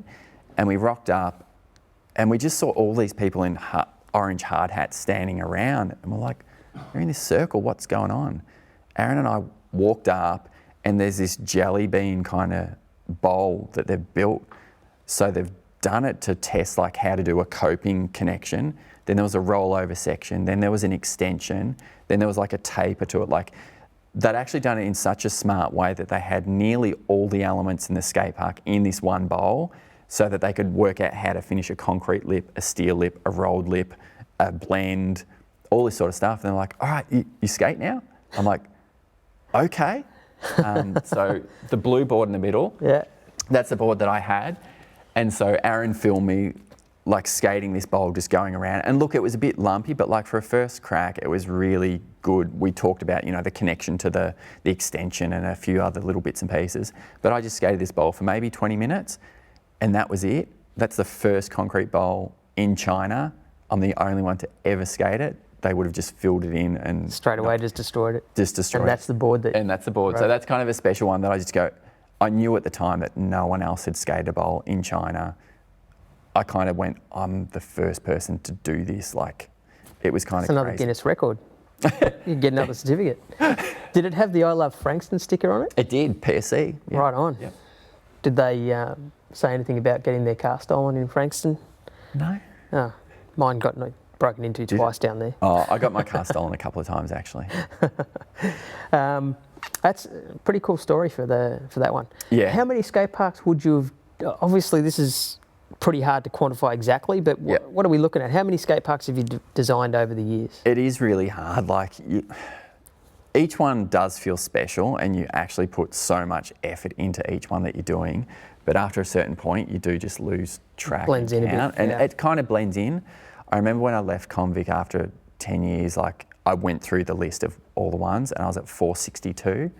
And that was probably... Is that like 8 years ago? 7 or 8 years ago. Yep. I finished up there. So I'm well over 500. Like, it's crazy to me to think that I've done that many. That's and usually if people ask, what do I do? And I say, oh, I'm a designer. I do houses and I do skate parks. Oh, skate parks, really? I'm like, yeah. And I usually ask them, how many do you think I've done? They're like, oh, like 5 or 10. I'm like, a few more, 20? I'm like, 500-ish. Have you done more houses or skate parks? More skate parks, yeah. Wow. Like that Convict period of 10 years, like yeah, we nearly pumped out 500 skate parks in that time. It's funny that connection of you and skate parks and houses, because one of your own mini ramps had its own house. And so now you've got now you've got that happening. And literally made up my own job. Like we were talking about earlier, skatepark design didn't exist. Yeah. I just kind of went, I've got this skill at drawing, I've got this skill at skateboarding, I kind of know what works with certain ramp combinations. I put the two together and just did it. Like, it goes back even further to that DIY thing. Like, it's just something that you work out that you can do. You don't know how it's going to work necessarily, but you go, oh, I think I can make this into something, and it just becomes. So now I'm like, I'm not even just skate park design or just houses. Like, I do both. I float between both worlds and kind of love them both. That you get a break from one, then you get to the other. And the skate parks is still just passion though. As soon as you get back onto designing a skate park, you're like, I love this so much. Like. And doing so many skate parks, is it difficult to not fall back into just doing things you enjoy skating? So like a half pipe, the shape that you like, or whatever, you know, a section of skate parks that you find enjoyable, and you end up just going, let's start with that and build around or whatever. Yeah. I've never had that as a problem. Like, there's certain things that I know, like the height of a hubba or an angle of a bank, that I just go, I know this works really well. I'm not going to make it steeper or mellower because I know this one kind of works. So if we're having this element, it'll probably be this size. Yep. But the actual combination of things, I always look at it and go, how can we make it different? Because like you used to do at the shed, you wanted to try to make it new. You want to change it. You don't want to do the same thing over and over again. The whole point of skating for me is like this discovery thing. Like, I want to see what's around the next corner. Is there a little curb cut? Is there a wall ride? Is there a bank? Like, you want to discover this stuff. So skate parks is the same, that you just get to create literally what's in your head. I remember the Dandenong skate park, when I was designing that one, there was a photo of Al Boglio doing this backside ollie over this really rounded kind of hip. I'm like, that looks sick. Like, I want to do that trick. And I designed this hip to do that one trick. Like, I remember being able to go, I can get this thought in my head and make it. So there's certain things that I go, I want to do this, or this is the feeling I want to get from the skating. And that's how I kind of create it. But you always look at what the users are after, what's around the areas. The landscape that you can already use. And how things fall, like how you've got to try and pick up different height differences, and just what you want to try and get out of the park. Because there was a period where there was a lot of cut and paste. You look at Fitzy Bowl, and then you got Craigieburn, Lilydale, Laverton. They're all the same. They're all the same, And you're just like, you hear a new skate park and you're cool. Then you go there and you're like, we've got that. It's the same. Or it's a little bit smoother. It's something slightly different, but not much. Or Craigieburn's a little bit more kinked. But, But I mean, that's essentially, it's the same. And you just get a bit bored of, and then you Why would you travel? Like, boring of new skate parks. But I love the fact that you try and do something different all the time, and using the lay of the land like a Belco, it kind of goes downhill, and you start at you just speed, and you just flow, and you don't have to push. It's just things like that. That's the park I think I got to spend the most time on. Like, all of these parks that we did, like, the design happens really quick. Like, and as you get better and better and better at it, you get faster at how you can put things together. Belco was the one that I got to actually go, I'm going to do this, and did like the design. Then I would go, actually I might change this bit, but that would change the other half of it. So I got to sort of test things and really spend a lot of time on, whereas a lot of the other parks, it felt like we just had to get it done. We've got this time, we've got this money, like, it's got to get done. So you'd still put effort into it, but it just felt you were always against the clock to try and get it done. Whereas Balco, it was like I could concentrate on one little element and really detail that up, how I wanted that to work. And so as a design, would that be one of your favourite as a design? Yeah. Then what about skating it? Which one is your favourite to skate? Skating, Rose Hill's probably my favourite one to skate at. Rose Hill? Yeah. It's my old local. I know, it's my old local too. Wasn't there when I grew up. It was just a ledge that went to the dirt. I hated that park. That was terrible. That was one park that I turned up to and I didn't skate. Because I just went, why would I bother getting my board out? Yeah, and I lived around the corner and never skated. But having said that, I did move out before that was built. I had moved out. But whenever we'd visit Mum and Dad, I never stopped in to skate. Would you? Yeah, it was terrible. But the new one, it's a really nice height. It's got different stuff. I'd always go there with the mindset of like, I might skate this part today. and I'd still just do the same kind of lap around. And there was Actually, a few your skate your age at 40 was, a lot of it was there, wasn't it? Yeah, I got some tricks there. Yeah. And look, there's one thing that I wish I had made the end quarter pipe just a little bit higher, because you're kind of going uphill a bit. And, and that's the thing with skate park design. Every park I've designed, I do something different. Like, you go there and you skate it and you go, oh, it just missed the mark. You know, 99% of it's there or 80% of it's there. And you just go, this one thing I'd change and this one thing I'd change. That's why you go back to do it again and you get to tidy it up. And that's that drive, and that's why there's that change, that I don't want to do the same thing over again. And there was even a time at Convict where we were throwing it around going, you know what, we've got this design out in the middle of WA somewhere. We could easily drop it in New South Wales. Because no one's going to go there. Or because no one's going to go from that side to that side. And we didn't really go that direction, but it's because we would know exactly how much it would cost, how long it would take. We could just drop it in, but we just didn't. I think we just couldn't do it. We'd always be looking for that next thing. The next skate park I do is going to be the best, and it's the culmination of all the learning I've done up to that point. So get now, onto that, folks. The next skate park he does is going to be the best. So look out for that one. And then the one after that will be best. And the one after that will be the best. So just keep looking out. Yeah, that's literally my mindset. Like, I don't go into going, oh, this will be okay. I'm like, I've got to make this the best. And whatever you've got to work with, whether it's going to be 2 ledges and a quarter pipe, I work out, okay, that ledge should be 375 or 350 high, and it should be this long, and then we'll make the other one this high. So you're trying to get this balance. Whatever you've got to work with, you can get something, because you think when we had nothing to skate, like, we would either make something or we'd have to find something and you'd adapt it. So if you start with like a ledge, like Steele Saunders always said, if you've got a foot-high ledge in a skate park, it works. Everything else, it can be okay. If you've got a foot-high ledge, you can just use that and it's good to go. So I kind of always try and make sure that I've got that basic building block in there and then kind of work around it from there. I think one of my favourites is Osborne over in South Australia. Oh, yeah. I love that one. It's got a great combination of the mini ramp, and it's got extensions and stuff, and some banks and the ledges and the rails, and it's a fun one. You get different directional, like you can flow around the whole park or segment it off. Like all the parks that work like that, they're really clean to skate, that you can just sit in a certain spot. If it gets really busy, and that's the way we kind of design them, if there's 50 people there, you can't have like an open bowl that everyone's in the middle of, because you just crash. It's just, So you've got to try and design it in a way that they section off. And even favourite parks, just jumping back, like Rose Hill's the most fun to skate at. The big bowl in Shanghai is still my favourite though. Like, it's just phenomenal. Like the size of it, the way that you skate it, like skating the full pipe, all you do is roll on your skateboard. Like you roll into this funnel and it's like, it's got to be 20, it's about 20 foot rolling down. Like this is how much it escalates around this corner. Then you go into this like 20 foot elevation change? Yeah. Wow. Because it's a 15 foot deep section and then it drops down from there for the bottom of the pipe. You just fly into this, you loop around the back and you come back out. That's all you do, but you're going so fast and you just got to be so on it. You don't realise, it's nearly like you're skating in slow motion. When you're out in the other part, it's so big. It's so big and so fast. It's only when you come off that you realise you slide from here to over there and how much skin you can take off, that you go, whoa, I'm moving. Yeah, that's like motor racing. When you're on the black stuff, it's all good.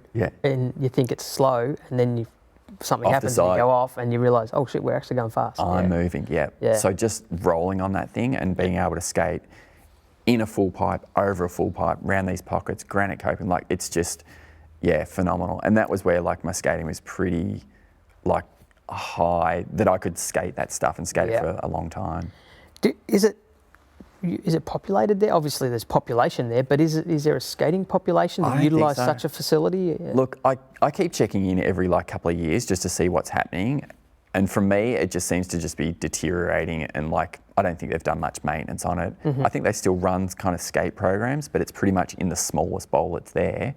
They've got this other stuff that's just pretty much turning to dust because there's just no activation afterwards. How are they going to win the Olympics if they don't train on that sort of facility? Maybe they'll dust it off, or they'll use the other two that they've built that are bigger than that to, because it's now the small one. Yep. Now, you've mentioned how you've been a bit of a do-it-yourselfer over the years, and there's you definitely were a do-it-yourselfer. What we've got here, folks, They're are wheels. Now, these actually were similar size to what we rode back in the early 90s, unfortunately. It was a bit of a horrible era, as we've described in a few episodes. Baggy pants and small wheels. How did these wheels start out? Where did they come from? I'm pretty sure they would have started as like bullet 66s, so like 66 mils, Which would be about twice the size. That, Yeah. and also the width-wise, they would have been a similar sort of width to that. Sure. How did they get down to this? Like you were saying, like we'd start seeing in the mags that everyone's wearing baggy clothes, like really, really big pants, really, really small wheels. And like to buy a set of wheels that would flat spot in a day, like would cost $40 or something. I didn't have $40 to buy, but we had all these old crappy wheels.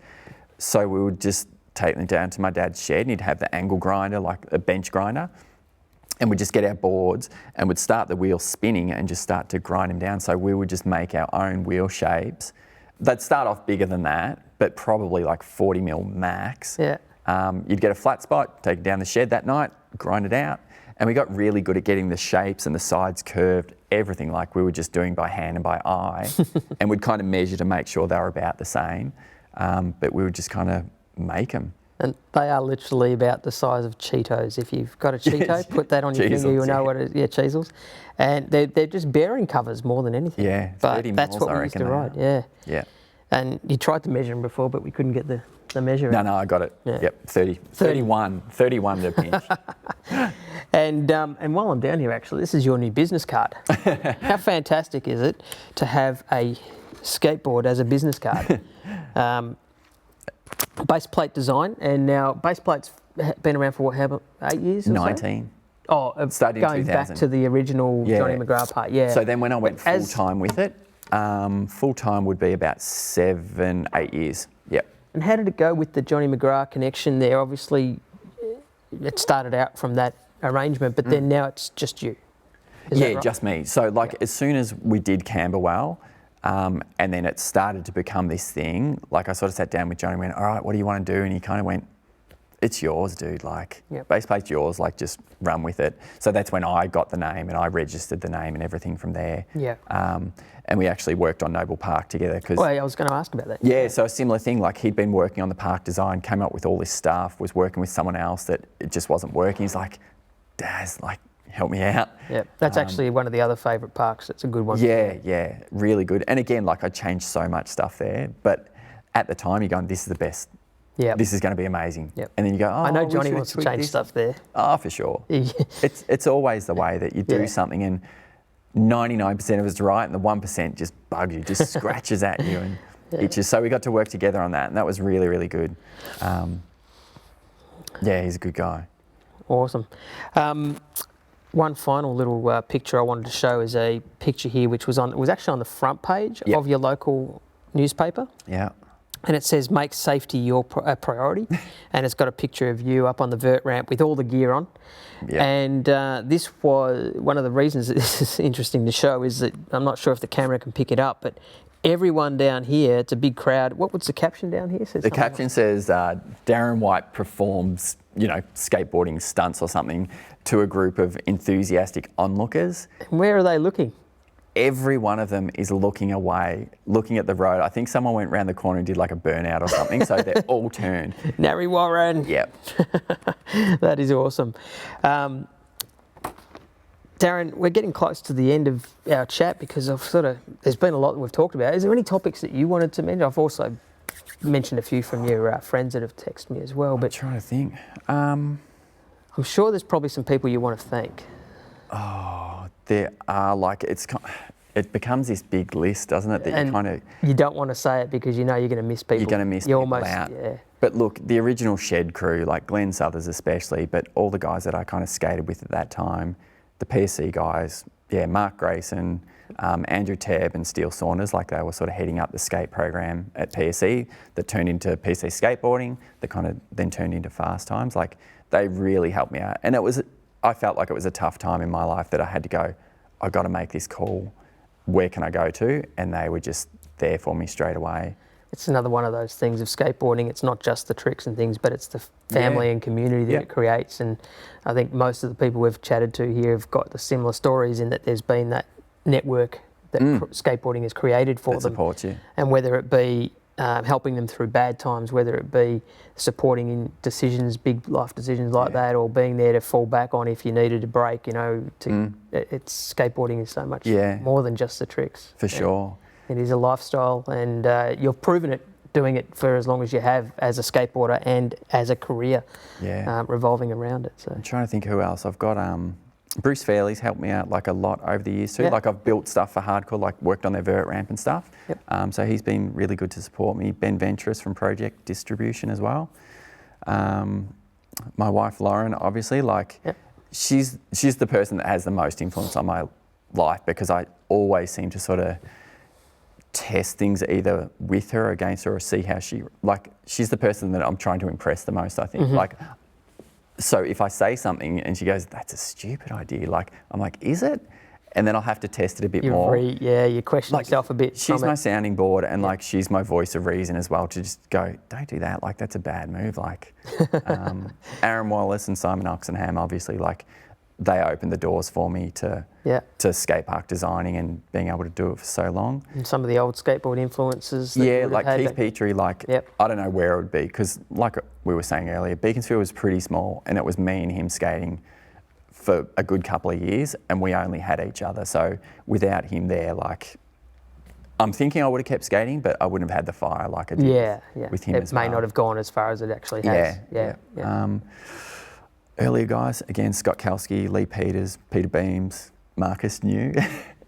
And like the friends that I've got from high school, like the Goons, that's what they're kind of collectively known as. Like they're just my people that our whole lives we've just been together and stuff. Like I just love them so much. One of those things too, like with Keith and the guys from those days, is that you're never not friends with them.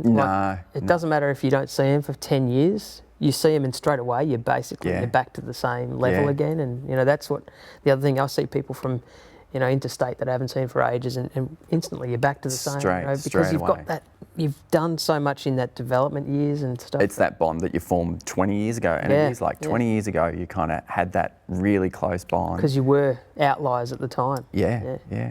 And one thing we didn't touch on, and I almost forgot to, is downsides to skating and the connection there. So it seems like a lot of stuff has been pretty good for you over the years. Things have fallen at the right times and stuff like that.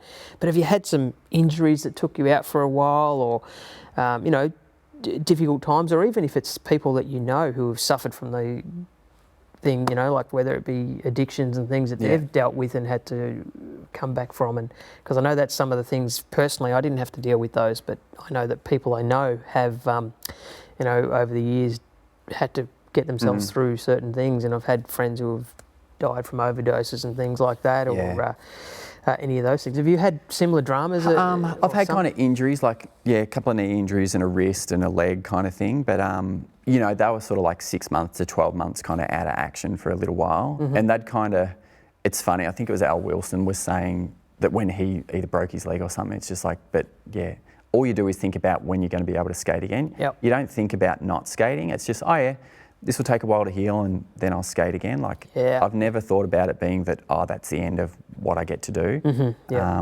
Like I had a back injury that put me out for a fair while.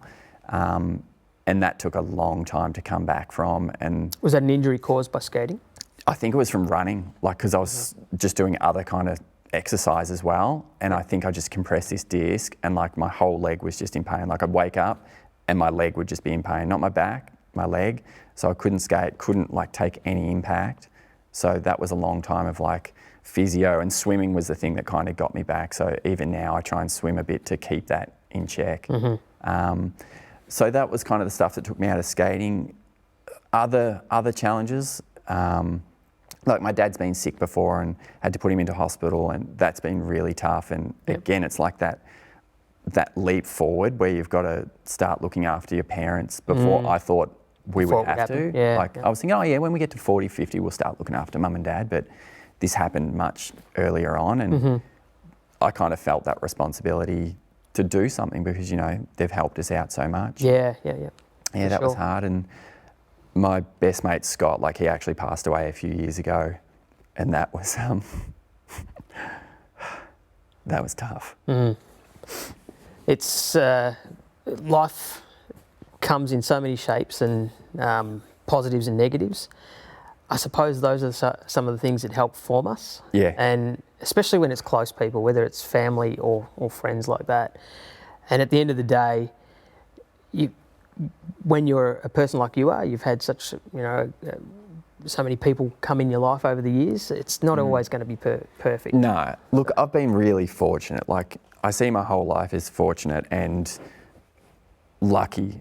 Like, when I started doing houses full time, I did a skate park every 6 months. When I went, I'm going all in for skate parks, 6 months later, I had someone call up and say, we want to do an extension. And so while I was doing skate parks full time, I was doing part-time houses the whole way through. And it just flipped, like literally within 6 months, I was doing the opposite of what I was doing beforehand. So all this stuff has kind of just happened for me. Yep. And I think it's kind of one of those quotes, the harder you work, the luckier you get. Yeah. And absolutely. I kind of think that's part of it as well. But I've really been this kind of even Steven the whole way through, which it's balanced out really well for me. Awesome. Darren, really appreciate that you came in today and had a chat. It's been fantastic. I really enjoyed it. And like a lot of the guests that I've had on the other side of the seat, it's someone I know and have come across over the years and hung out with over the years, but it's always great to sit down and get even more of an insight into what makes you tick and what is keeping you ticking and all that sort of stuff. And hopefully our viewers and listeners at home have enjoyed it just as much, because I'm stoked. Unreal. In fact, I'm so stoked. Let's go and skate one of your skate parks. It's not mine, but let's go and do it anyway. Well, it's one you designed. You don't have the key to the gate anymore. No. Yeah. Awesome. That sounds good. And I want to say thank you as well. Like, I know you sort of hit me up on Facebook and said, hey, do you want to do this interview? And I'm like, yeah, that sounds good. But then when I listened to your interview and you said, look, I've been thinking about, we could do Renton or this, like out of the hundreds of skaters who we could do, I want to do Darren White. It literally made me stop and I just went, what? Like, where did that come from? Like, it was really surprising to me to have you say that as well. So yeah, no, it's definitely, because there's all those people that are at the names are always out there, but there's so many people that make our skateboarding world what it is and have been a part of what made us throughout the years as well. And so it was, for me, it was quite an easy one to go, Darren White would be a great one to get on board because of his constant connection in the industry through so many facets over the years, but also the fact that, it is someone that I've known and I want to know more about. And, and in fact, you mentioned Steele Saunders before, and I had hit him up as well. Knowing it's Comedy Festival time at the moment, I thought, he might be in town. And he's like, I'd love to do it, but he's not here at the moment. He's coming back maybe October, I think he said. So cool. I'll hit you up for some stories about Steele at that time as well. Nice. Darren, thanks heaps. Thank you. Great to have you on board. Cheers, mate. Thanks again to our team behind the scenes, Aaron and Tim today, looking after the sound and the vision, and everyone at home who's listening and watching, and hopefully there's a few new people on board that Darren may have hit up and told him he's going to be a famous YouTube personality. Come back again next week. We've got plenty more of these interviews already in the bag, as well as coming through in the next coming weeks as well. Don't forget to look after us via Fundraiser, I think is what it's called, as well as just sharing and liking and all that other stuff that YouTube personalities like to tell you about. Keep on board with their side. Thank you. All right. Cheers, Darren. Cheers, man. Awesome, man. Loved it. Cool. Yeah.